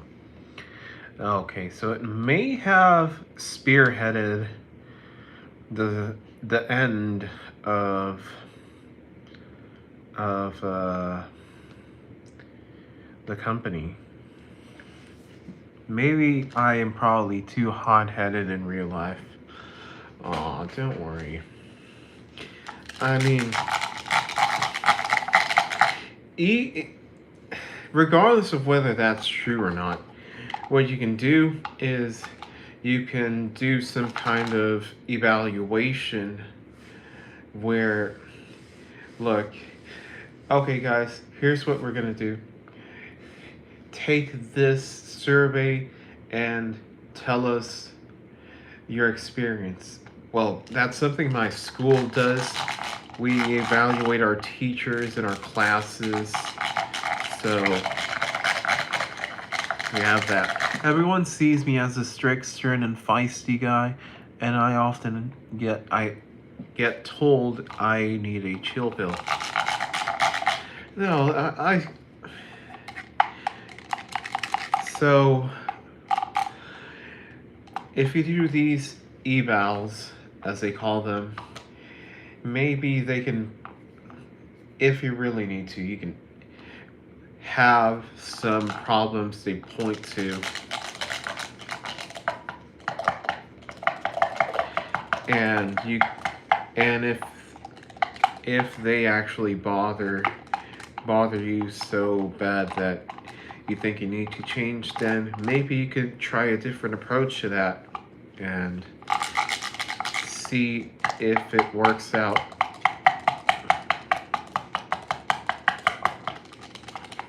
Alright, I think I'm gonna get a new bowl.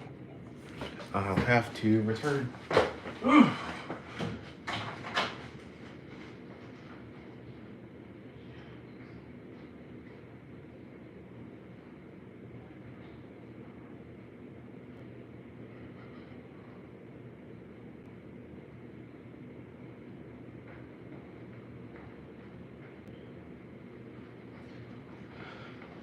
Okay, I'm back.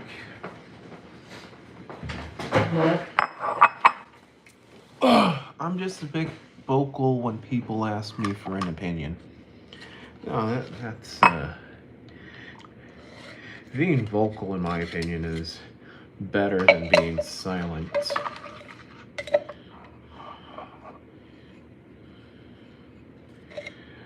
Like, and Adam said it better. I think it was Adam who said this once. I might be wrong. No! I've dropped it. Alright, we're gonna go wash it. Wash it off. Oh no, what did I do? I'm probably going to have to head to bed in a minute. I have to get up early to go out with my family. Fair enough. Are there any last things you want to say before you go?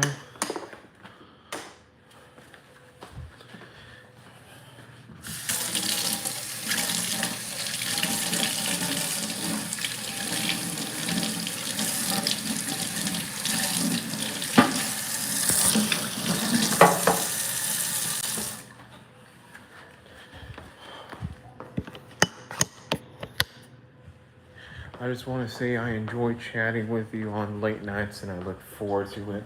Oh, thank you. You know what? You probably don't know this yet, but I usually go on late nights during, Fridays and the weekends, just because I know you enjoy it and I really want to make it the best for you.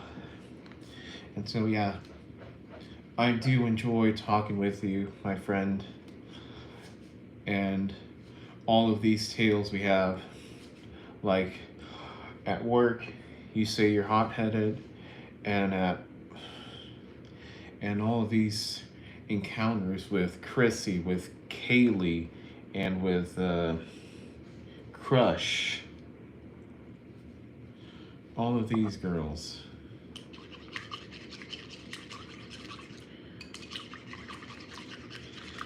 So, it's always an absolute pleasure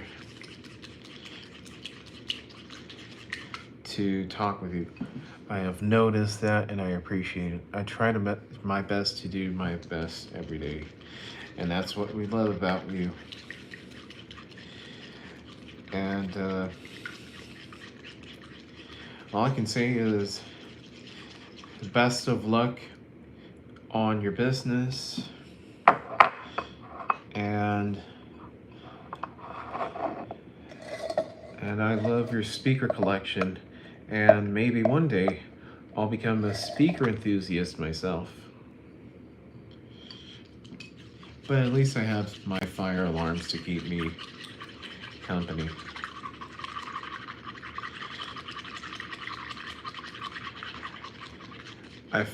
I tell God I need his strength to endure what I do every day and to help me to make better decisions every day.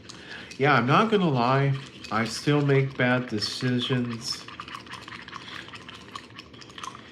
Some of them unknowingly, some of them knowingly.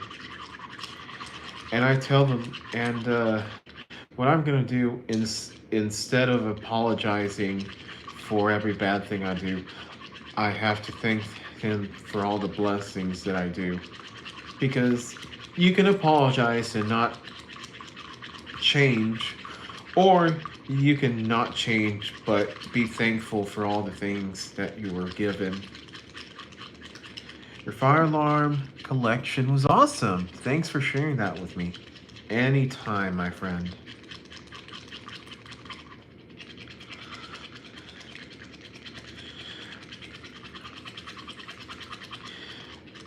Song of the day. Do I have a song for the day?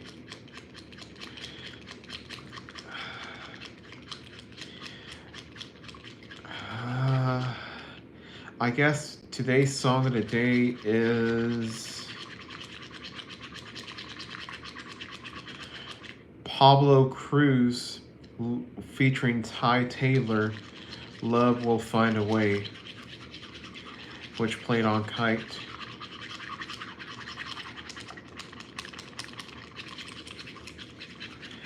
I heard Freebird on the radio today on my drive back home. Wow! Freebird from Leonard Skinner. Yeah, I wish Jack FM would play that song still. Maybe they did at one point, but no longer existed on any Jack FM radio. It was played a few points in 98.7 Jack FM, but it's silent other than that. I heard it on the Eagle. Yeah, Eagle, very popular rock station. I also wish Kite could carry that song, but it is almost 10 minutes in length, so I see why they would not carry that.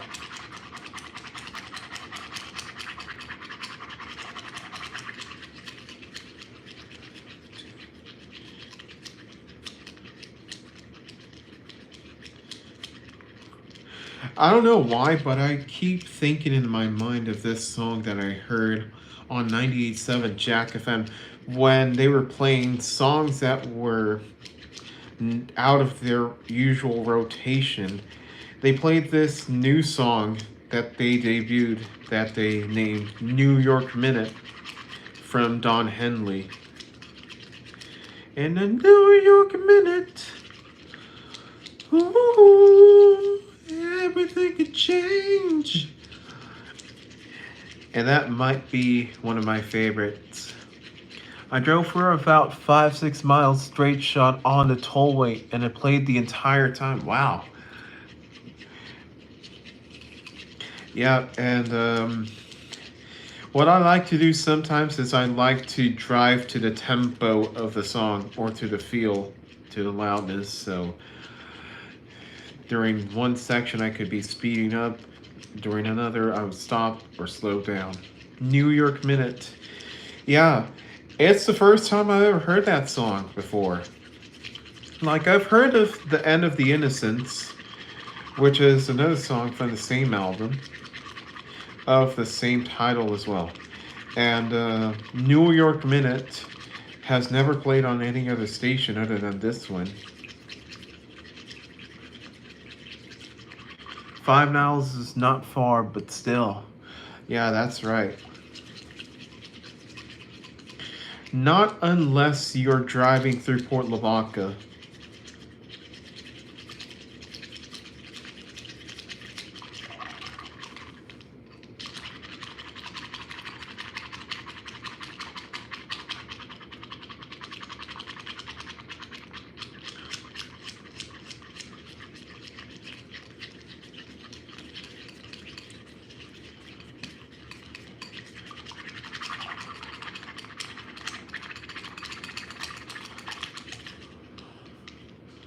Well, unfortunately, I must go now. Have a good night. God bless you always, my friend. I'll see you in the next one.